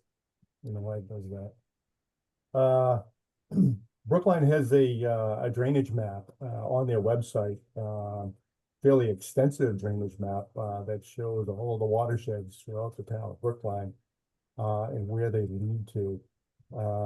But I will say that the culvert that's in the backyard, which we are not connecting to, heads out underneath that driveway that we were just talking about, underneath another private property through the backyard. We were actually in their backyard. We asked them if we could go on their property and take a look at an access manhole to look in that culvert. Followed it out to Pine Street out to Hammond Street, and then, you know, did our best to follow it downstream. Ultimately, that watershed or that piping network discharges out by Woodland Road and Hammond Parkway. Okay. There's like a ponded area out there. Again, I wasn't able to see the outlet of that because it was on private property. I don't know if that's submerged. I don't know if that's got a lot of sediment. I don't know. But I do know that the town of Brookline is doing an extensive drainage analysis of the entire town. I don't know when that's going to be ready. Other people could probably weigh in on that one. But what we are doing is, rather than connecting to that culvert, which seems to back up or surcharge, we're proposing to pump some of that water through his up through his backyard and out to a drainage manhole on his property, but then it will have to gravity flow to connect into the drainage system that's in Hammond Street in front of his property. And then ultimately that piping network follows down the same way and ultimately discharges over there. So big network. There's a lot of flow that goes through that, and they're doing a large hydraulic analysis of the entire system, which, you know, we got to see a few parts of that, which was very helpful for us. But we didn't go into a lot of the hydraulics and the hydrology of what's going on in the system. Thank you. Do you have an impression as to whether this could have any effect on the nearby neighbors like Ms. Flanagan? No, if anything, no, the pipe that's in Hammond Street is almost on the highest side, the highest up gradient side. So there's not a lot of flow going into that pipe right now. We're going to add some into that. But no, that'll be in an 18-inch pipe that just directs it away from you. But that culvert will still be there, and it will still be, you know, experiencing some surcharging. One of the things that they're also looking at is any kind of blockages within that piping network too. And if they find some blockages, obviously that's going to be cleared. And that may alleviate some of the backups that we experienced. But for use project and the water that we're discharging into Hammond Street, no, that will not be affected. And yeah, and I'm actually, because I think you're actually crossing Hammond Street, what you're describing from where I am. But can I have a follow-up question? Because I'm on Park and Rec Commission. I want to put that out there. And we're looking at Sewell, and one of the issues that Sewell's facing is increased flooding in having issues with drainage, which I think is also impacting you, Joseph's yard as well. And even he even referenced that. My question is there you know, that is on the CIP, I think, for next year for that, to address that. Is there any sense of coordinating with that particular project to make sure that, you know, you don't fix one and then burst a hole in another area type of thing? I have no idea. I'm not an engineer. I have no idea what I'm talking about, but I'm just saying, is there any reason to coordinate those two projects? That's my question. All right, well, first off, I just want to say, oh, it's all your fault. I'm just kidding. Well, I remember I coached my daughters in soccer, and I was one of the people that said, sure, that little soccer field always floods. You can't play on it. Sure, turn it into turf. And I'm not sure, that was like 20 years ago. I'm not sure, 25 more. I'm not sure I'd say the same thing today, but you're right. We're learning about these things. And yeah, that there is a bioretention basin that's associated with that playground area that was specifically designed for that playground. And part of the purpose of that is to mitigate some of the peak flows. But ultimately, I think that drains into that structure that I was talking about that connects to that culvert that runs behind Yu's house. You know, that would work so much better if that entire line was traced out. If there were any blockages found out about that, and looking at the outlet side of things, because like I said, I don't know if that's submerged or if it has, you know, a lot of sediment at the end of the pipe. I really don't know the end of that pipe condition. But to connect Sewell and you, Joseph's, in my opinion, that doesn't make sense at this point. It doesn't need to be connected. Well, I would. Now, if you could figure out what's going on with that culvert and that drains so much better, then I would say that the pumps that we put in for you, Joseph, will essentially remain dormant because things will be working a lot more fluidly through that culvert. Thank you. And again, I do support fixing you, Joseph. So I just want to be clear on that, especially as a neighbor. I want to be clear that I do support that. So thank you. Thank you for taking my questions. Thank you very much. Pam? Yeah, I just wanted to ask quickly, this is not a wetland thing, but the pumps, does it go on automatically if there's water at a certain level, or does it have to Yes. be manually turned on? It goes on, Yes, okay. no. And does it make noise, the pumps? No, they're submerged. I mean, they will. Okay. I mean, if you take the cover off of the manhole structure, you'll know that a pump comes on, but it's very faint. As a matter of fact, sometimes there's a little trick out there where we'll put a screwdriver on the force main coming out of the pump just to see if we can feel a vibration so that we know a pump actually got turned on. Okay. Because we sometimes run pump tests where we're looking at a drawdown and we need to know that the pump is on. So no, they don't make a lot of noise. They are submerged and they are controlled by floats. Okay. Mr. Joseph? Yes, just a quick I'll come back with Jane, and actually, Jane, thank you so much for your support. But with this redo, I don't know what the right word is for Sill Playground next year. One of the things I would like them to do is to re-examine the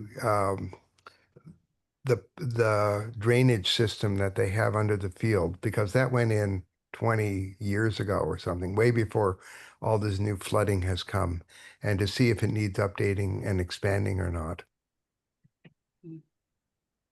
Okay, thank you. Is there anyone else from the public or anyone at all who has a comment or a question? All right, hearing nothing, thank you all. It's been a very thorough discussion of this, I think. And I'd entertain a motion to close the hearing.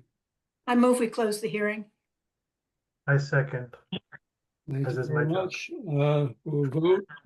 Pam Yes. and Sam Yes. and Will, Yes. and chair votes yes. So the hearing is closed. And again, thank you all very much.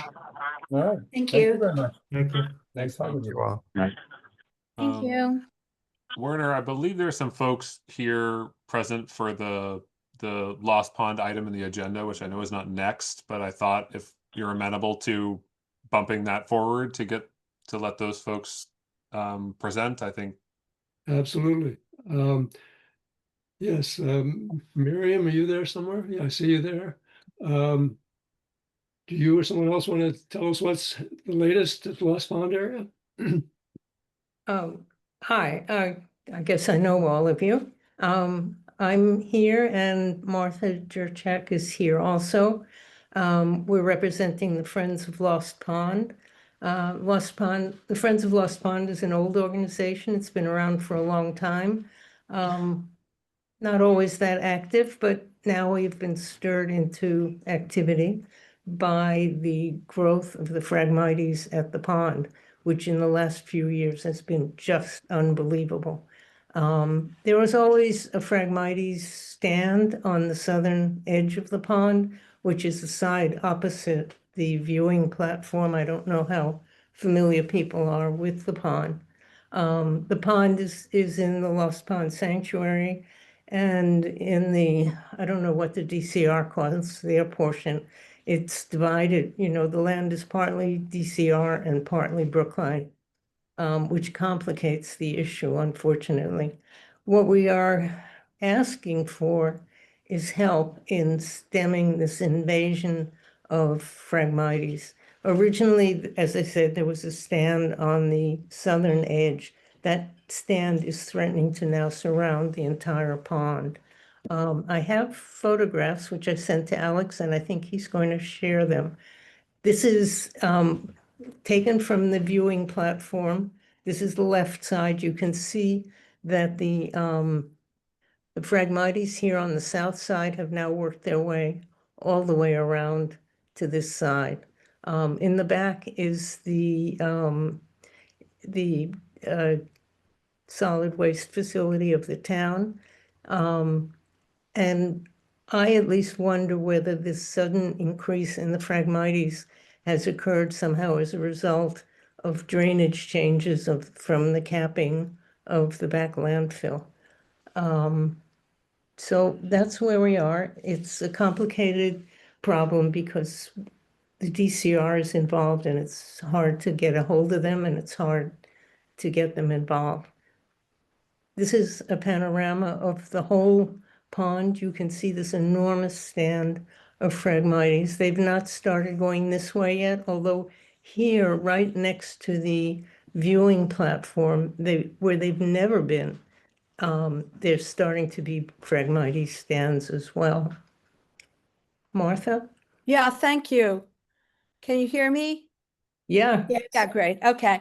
Thanks, Marion. And thanks for setting up the problem so well. So after what I understand to be attempts to bring this to the attention of the town, we are trying to move forward in removal and dealing with the Phragmites problem. So what that plan looks like and what we hope to get your support for is, first of all, our developing a proposal from the Community Preservation Act that we can at least present submit an eligibility application before we actually acquire funds from them. And we hope to work with the Conservation Commission on this project. And obviously we need the help of Alex, who has been very helpful so far in continuing to move that forward. So you heard from Marion about the problems with finding a DCR contact who can and will join in trying to address this invasive species problem. And just today, I had heard from Representative Schwartz's office of help in trying to identify somebody at DCR. It's not that we haven't tried. It's a Byzantine structure that there's been reluctance to identify who there could sign off on this or help us with that. So we are hoping, as I said, to put in a eligibility application with a Community Preservation Act in August sometime. There's certainly more detail that's required in doing this work, but this was a formal attempt to bring it to your attention and get your support for it. Anything you want to add, Marion? I don't think so. I think that's a good summary of where we stand. We have until the end of the month to get a CPA application in. We've got a lot of pieces to get together. I have a sort of a practical question. Can you talk at all about sort of where the boundary is? How much of the pond is Brookline and how much is DCR? You're asking a question we don't have an answer for. The DCR Alex, do you have any idea? Yeah, so my understanding without those property lines in front of me, my understanding is that Lost Pond itself is a DCR property. That's all part of Lost Pond Reservation. So the town of Brookline Nature Sanctuary part of it is sort of on the other side of the transfer station, that part that enters in through Incinerator Drive and goes to the new meadow back to the town there. So this is state property. I will say again, from my end, I appreciate this outreach and obvious commitment from stewardship, from town of Brookline staff. While we're not necessarily taking lead on this, I'm certainly happy to assist in reading through anything through the eligibility phase and then into the more robust application phase, whatever sort of, support I can be there just in terms of, again, review or just, I've filed something like 8 CPA applications, so I have some experience there as well. If the applicants need any, for better or worse, my wisdom and insight along the way in moving forward in this. Will? Yeah, so I just want to sort of clarify or understand that as a friends group, you're working on advocating for DCR to actually manage or apply for the CPA because No, they can. what we need from the DCR is an agreement that they do not object to this project, Okay. basically. We don't Why wouldn't expect, they do it themselves? I'm sorry. Why wouldn't they do it themselves if they could get funding from the Well, town? because they don't do anything there. I mean, any Well- work that's been done on the DCR property has been done by the town. Okay. The last Yeah, project, you know, I think I'm very supportive of this because, you know, Miriam, the whole group of you in this neighborhood, with the exception perhaps of Hall's Pond, which has very committed neighbors, you're the second most committed group where you're always watching these things, bringing things to our attention, taking the lead on stuff. So, you know, it's really great how you the stewardship that you provide here. So, and I'm glad to hear that Alex, I'm sure he's got lots of things on his plate, but his willingness to help with this is great too. And this is the kind of thing that the Community Preservation Act hopefully is the reason we could try to get it passed, and we got it passed. And so let's hope we can just get DCR just to just to acquiesce, you know. Yeah, I agree too. I run them all the time. So I love to see it look nice and be healthy. Anything else in terms of update or on that? I know Blair was trying to get in to make a comment. Yeah, I was. This is Blair. Yeah, I was waiting for 6 minutes to get into this, and I was on the call for about 20 minutes before that, because I also have a planning board meeting at the same that was overlapping. So I'll try not to express my frustration about the meeting, but rather about the situation at Lost Pond. I've met with Tom Brady several times about it, and it seems like because it's a bureaucratic complex, nobody wants to touch this. It's a real tar baby. And meanwhile, the Phragmites is starting to migrate around the pond. And I know to get a thorough evaluation of this with an engineer, with an environmental engineer, you need to get a proposal, you need to get it funded. You could see that taking 2 years. And by that time, I think the pond would be entirely encroached by Phragmites.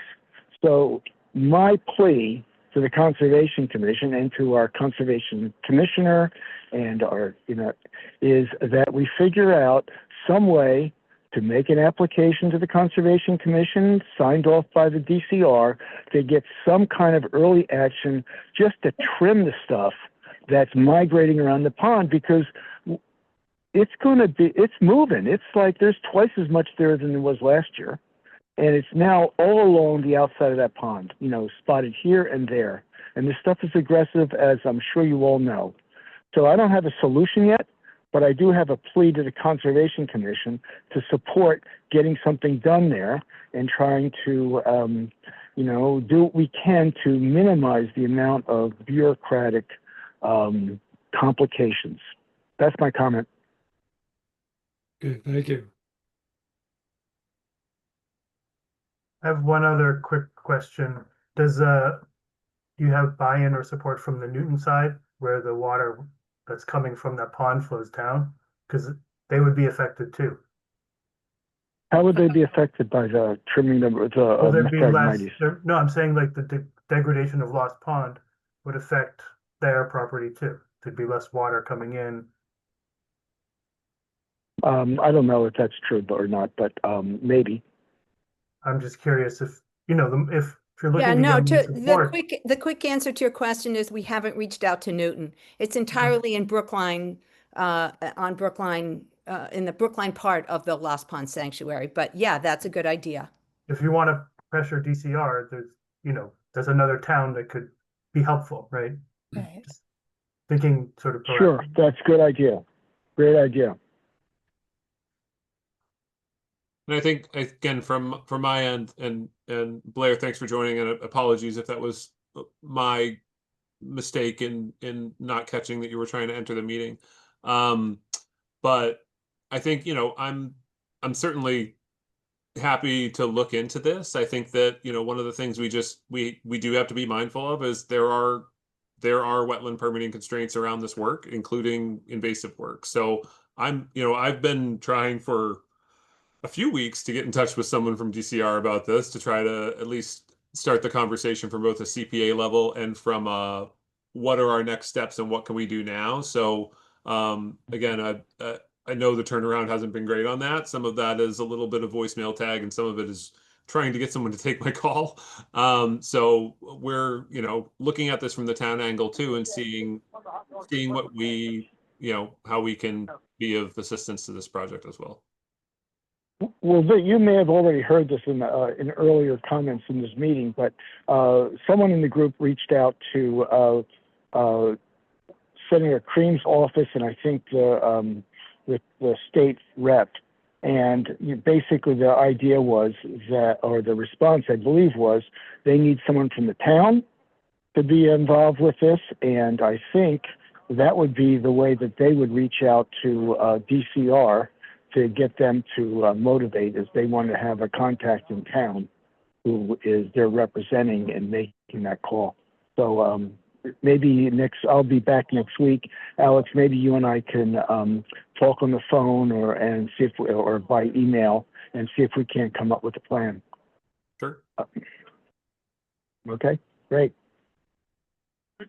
Thank you all very much. And okay, thank you. Jane has her hand up as well. Excuse me? Jane Flanagan has her hand up. Hi, I'm Jane Flanagan, and for the record, I'm 854 Hammond Street. And I want to say, first of all, Marion and Martha and Blair, thank you for the work that you do on Lost Pond, and Alex, you as well. You've also committed, it's wonderful. But I do want to, I think I heard, and I'm not positive I heard this, Lost Pond is actually 100% in Brookline. The actual area, the conservation area, is in Newton, and some of that is DCR, but the pond itself is 100% Brookline. I just want to say that. I also heard, and I'm not sure I heard it correctly, that you're trying to reach someone in Greg Stewart's office. And one of our town meeting members in Precinct 15, Rory Hollowell, I'm copying you all on an email, Alex, you as well, is actually working in Greg Stewart's office. So I'm going to copy him on that. So hopefully that will be someone. And if you have any challenges with that, please let me know. But you should be able to reach someone in Stewart's office. So I just wanted to say that. So thank you. Thanks, Jane. Thank you for allowing me to comment again. I didn't anticipate that. Thank you. And for my end, Jane, again, my understanding is that also the pond is in the town of Brookline. It's just not owned by the town of Brookline. Got it. Okay. Correct. Interesting. Thank you. Okay. Thank you So, all very do much. we have, well, let me just ask, so do we have the commission support moving forward with this project? I think you do, yes. Okay. And so what that would look like, Right. Martha, just in terms of, sorry, Sam, were you trying to jump in? Sure. I mean, there are a lot of details we worked out, and red tape and all that sort of thing. But generally, certainly, we're this is one of our conservation areas that we treasure, and pragmatics are bad things, so we support it, but we recognize that it's not going to be easy, and right now we don't have a really specific ask. But the fact that Alex is working on it, trying to get in contact with people at DCR, is very positive, and I'm sure he'll do what he can, and we'll do what we can.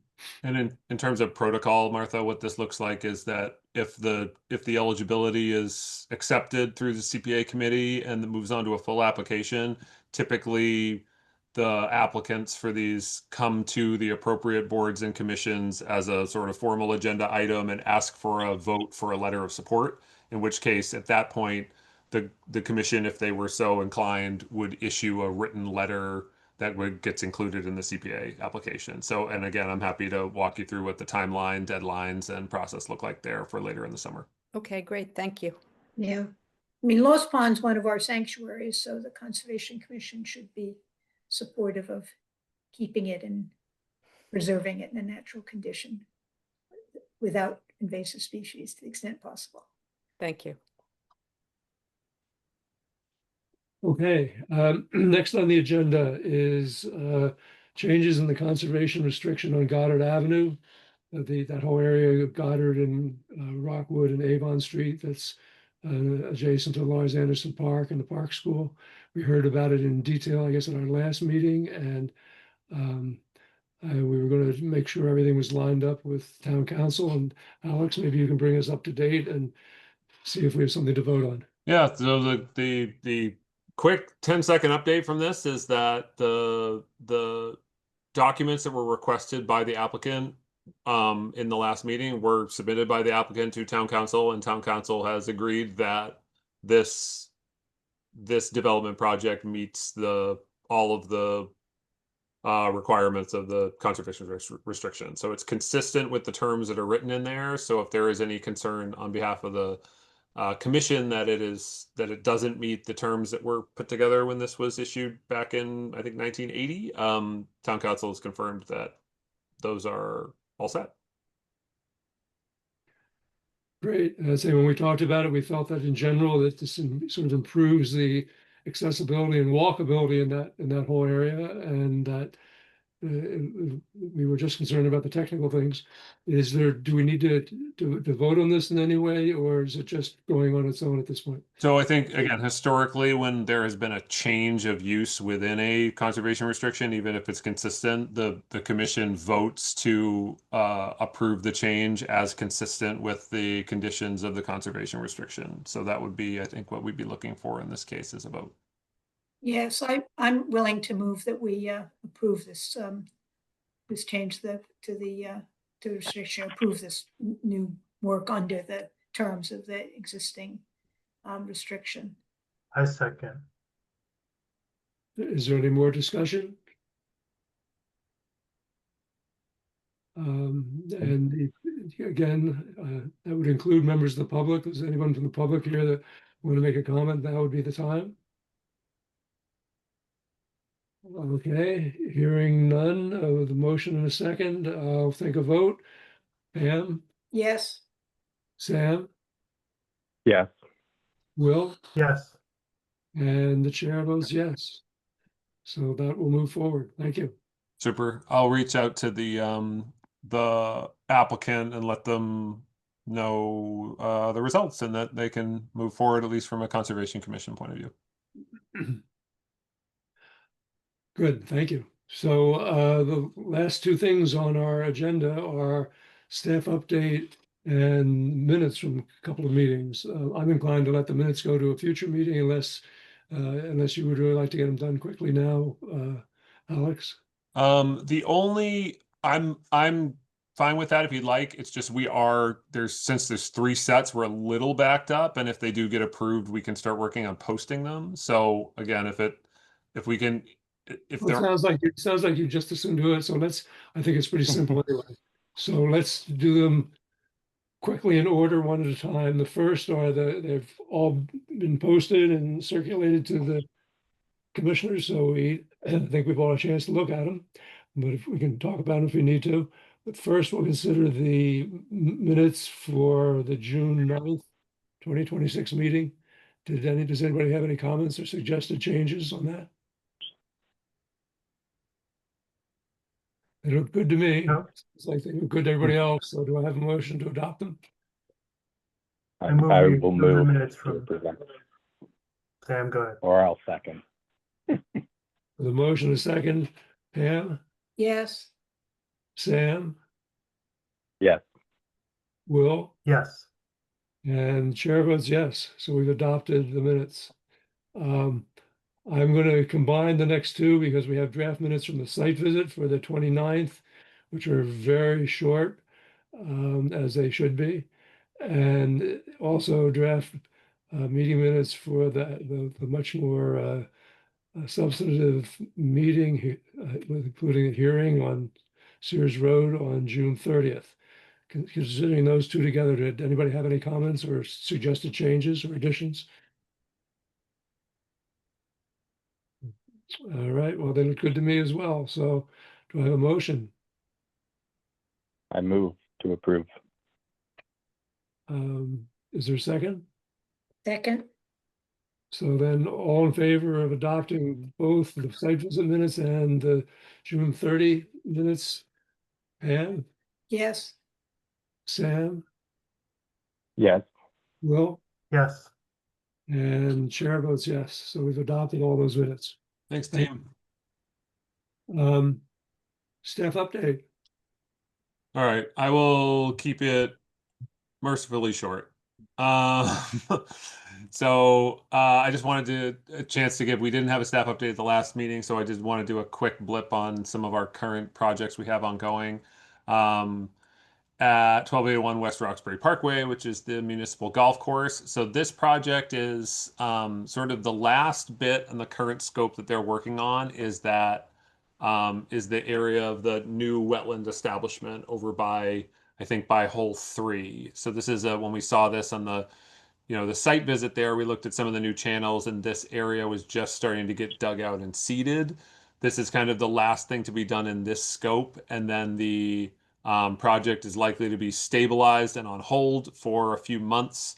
And then I think in talking to Justin Lawson about this, he's anticipating but not promising to return to the commission sometime maybe late fall. As you may remember, this has a when they came forward for change to the order for the temporary culverts in there, they had talked about that would be a future visit to the commission to talk about what some more permanent bridges would look like. I think that could possibly be a visit this fall. But again, for now, it's mostly stabilizing what's there, getting that that new wetland planting, the new seed mix, and potentially some plugs in the mix there, and then just making sure everything stays watered and stabilized and alive through the summer into the fall. Looking ahead at 35 George Lane, so this is the pool project over there close to the park school. This is where I did want to share an update from here in that, this is where we had that excavator cross over from between the monastery, the abutting monastery, and this, and there had been some pretty serious damage in there. The commission through me did issue a violation to both properties. This was just within the last weeks. They got out there and did a pretty substantial replanting out there. It actually, it still needs a little bit of love, but it looks pretty fantastic in terms of restoration. I think actually ended up with a much better space along that stream there and will in the long run. I think this is the property that, looking there at the past when they applied for their COC following the replanting they did in their backyard, they've done a good job. This one was executed again through a contractor from the monastery, but so far in terms of establishment and it looked pretty good to my eye.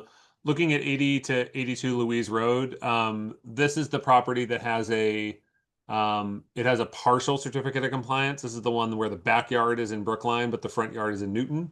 This is one to jump back to earlier in this meeting where we did ask for those conservation boundary markers to be put in. They asked me to come out to the property the other day because a new resident has moved in. So I met the new owner of the property, the new person there, and they just wanted to make sure they were, meeting all of everything within the order conditions, which I really appreciated. I think also just from an eyeball point of view, we asked as part of the order of conditions, this has check-ins in every June to make sure the plantings are doing well, and the plantings are doing well. So just wanted to give a quick update there that we asked for a couple of years of monitoring there. While this wasn't a formal monitoring report, it was me visiting and just seeing that restoration planting area seems to be thriving. Over at Willow Pond, so this is when we're looking at our upcoming fall dredging and bank restoration project. We have been having a few internal meetings with this. We have a site visit planned with some of the contractor team next week, which will involve folks from forestry. It will involve myself. It will involve stormwater. And so we're just, the train's definitely on the tracks for this project at this point. I believe because this was permitted 4 or 5 years ago, before they start the work, they are going to do an updated wetland delineation over there. So just note that this project is, again, moving forward and scheduled for, I think their only window they can work in is November 15th through March 15th. So I think they're going to do everything they can to execute the project within that timeline. Looking at upcoming projects for the commission, my goal is to have a notice of intent in front of the commission at our next meeting for the frag management at Deep Lake Lee Horse Sanctuary. This is something that, I've been working with DPW staff on this. This is for a sort of a CPA application we had put in previously, that we were waiting on a delineation in order to move forward on that. The delineation is done, which is great, which meant we were able to sort of round the corner on finishing all the paperwork and submitting to DEP. So again, unless something truly wild happens in the next few days, the goal is to submit that to DEP on Monday. And so that would be very likely included in the agenda for the next meeting. Looking ahead at a few updates. So staffing, we have a new conservation and sustainability assistant, which is wonderful for me because, as you may or may not tell, I'm struggling a bit to keep up with the administrative needs of the Conservation Commission. But Rachel Kornberg is joining us. She sadly couldn't be here tonight because she had a prior commitment and just started with us, but she will be here at the next meeting. And we're really excited to have her on the team here, both in terms of her sort of eagerness to hit the ground running on conservation projects, but also from her sort of background in architecture and working on the climate side of our workshop as well. So I'm excited to get her in the mix and excited to give her a chance to introduce herself to you folks at the next meeting. In terms of our other CPA projects we have in the mix, a brief update is that I didn't mention this at the last meeting because we didn't do an update, but the first round of the invasive yellow iris work happened at Halls Pond. This was, now that we have a permitted invasive management plan, this is something we can do at the CPA level. So they got through there, and now we're looking at how to best approach replanting plan for some of that, whether that happens in the fall or whether that happens next year. Fortunately, we have some great partners there in the Friends of Halls Pond, but also to come out of the, I believe there's still some resources available through the Amory Woods project to do replanting in there. So hopefully get some more stuff in the ground. They did an initial cut of knotweed over at the Riverway too. If you walk through there, you'll see our little CPA signs in there. With again another cutting scheduled for later this summer. In terms of future projects, so I'll only touch on this really briefly, just especially because it's 9:36. But these are some of the things that we've talked in the previously about working through at a commission level. I think that something we want to think about, especially in the fall when we're back to sort of a full boat of commissioners following select board appointments. I think one thing we want to look at is an updated conservation restriction policy. I think that was last updated in 2008 or 2009. Looking at that and making sure that we're using current state templates, seeing what the commission is looking for in terms of updates to our policy. I think we were able to internally produce a spring invasive guide, which we've gotten a lot of positive feedback on, but we want to make sure that we're looking at producing them for other seasons as well, so that folks can have the best tools available for them in summer and fall as well. I think commission policies, and this is a much bigger discussion than the 30 seconds I'm going to give it now, but I think something to look at is both from a policy perspective or from whether we're amending the wetland regulations themselves.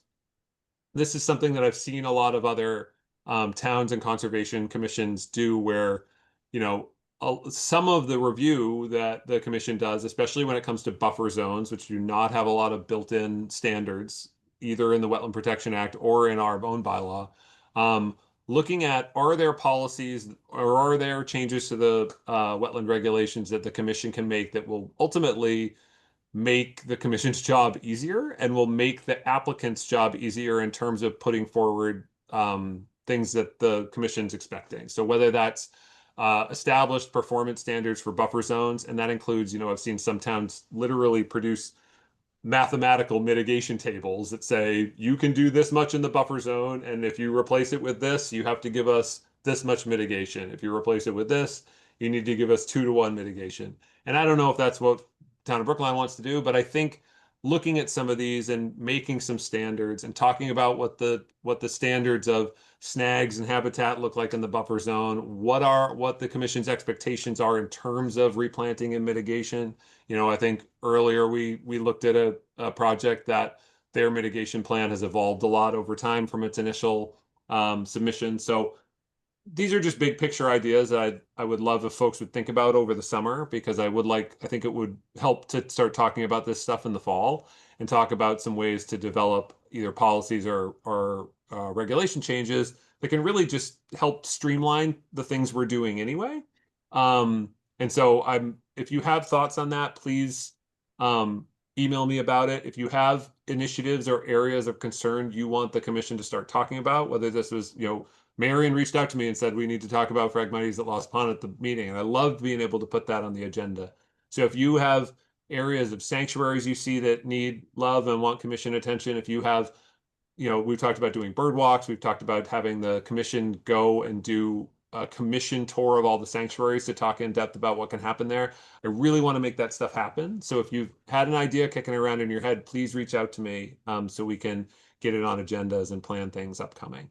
As a quick just event update, the Halls Pond reopening happened last week. It was, you know, we had something like, I think, almost 100 people come throughout the day, despite the fact that the sky was crayon yellow and it was during one of those wacky wildfire days.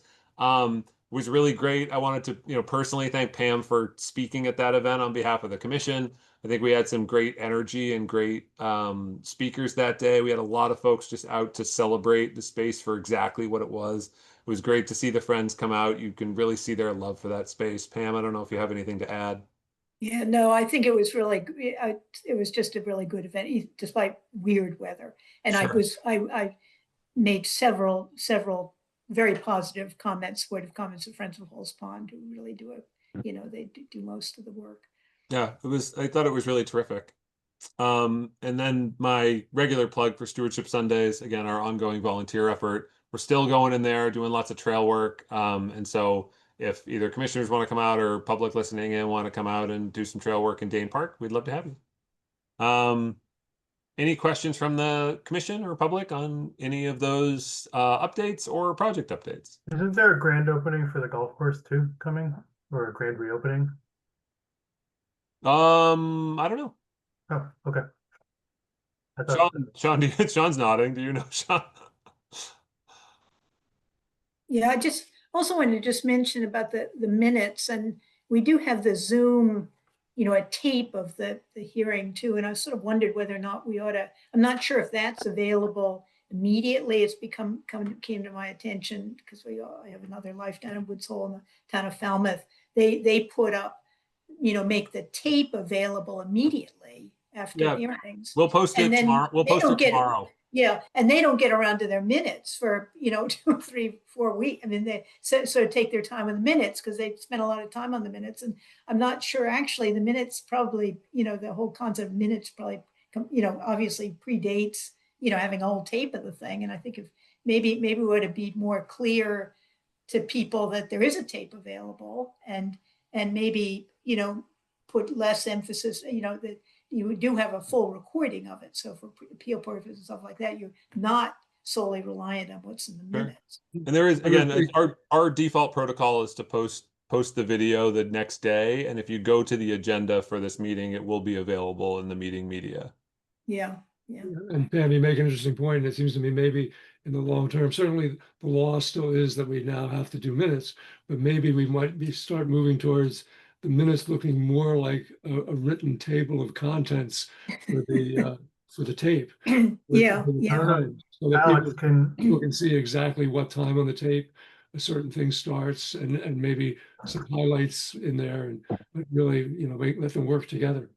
Yeah. Do we have the option, or does the Zoom work, whatever it is, have the AI summary thing? Because that's basically tag that with the recording and there's your minutes. Well, I am not, as a person, opposed to looking for those sort of options. I think before I exercise any of that, that would just be a discussion with the the town administrator's office and council to see what level we can do with that, and what it might be a thing, it might be either a lever we can pull, or depending on how flexible we can get with that. I think that's also a discussion for making sure that, whatever we propose as a new format, it should probably get reviewed at a meeting and be at least approved by the chair in terms of if we are adjusting our format. Yeah. I don't think I would support just putting up whatever the AI summary is, but having done the minutes, I will tell you it was very time consuming. It's a bear. Fire tape of the thing again. And you have to be very careful that you've captured everybody's comments in just the right way. And then it sort of drifted through my mind actually that, since if it does, for concerned citizens, or if it does get appealed to court, the whole tape is available. So, so, I think if you could use an AI summary, it would certainly save a whole lot of typing and edit that. That would be my thought on the way to go. But anyway. Right. Well, that's the future for you to look into, Alex, and I'm sure it'll get better. And I will say, from my perspective, in terms of minutes usage, again, I'm not sure how often you folks go back and review minutes, but especially given that I've been in this position for coming up on 2 years, we've certainly had a lot of projects that have been in the mix for longer than that. I've looked through a lot of minutes going back to 2019. So I find that, even if it means more administrative load for staff, it is helpful to be able to call out some more details in there for when we do need that information, even if it's the next conservation manager needing that info. But I think that, so I'm certainly open to doing whatever works for the commission, but I think we just want to make sure that whatever is being produced works well for both you and will work well for current and future staff. Yeah. We do have to have minutes. But it just goes to the, level of. All right. Well, thank you, Alex. Your report was very thorough. You're obviously very, very busy, and we appreciate all the work you're doing and on your own that you tell us about, and the things you help shepherd us through. So thank you. And I think we're probably done enough for tonight. Yes, I move we adjourn. I second. Okay. Well, hold on. I asked Sean to come off mic, so I just want to make sure he gets a chance to talk before. Oh, I'm sorry, Sean. The golf course reopened in the sense that it went back to being a full 18 holes on Friday, July 17th. Free golf lessons were apparently available then. And this long project was intended to improve the stormwater drainage. The golf course was closed today due to rain. Of course. No. There are some things you can't solve, even with a very ambitious drainage plan. But Harvest Fest is coming up on October 25th, I think. I checked the date, and that'll be over at the golf course. And they're turning that into a pretty good event. It's gaining momentum every year, and they do a great job. Okay. Yeah. Great. Thanks, Sean. Yeah, thank you, Okay. Sean.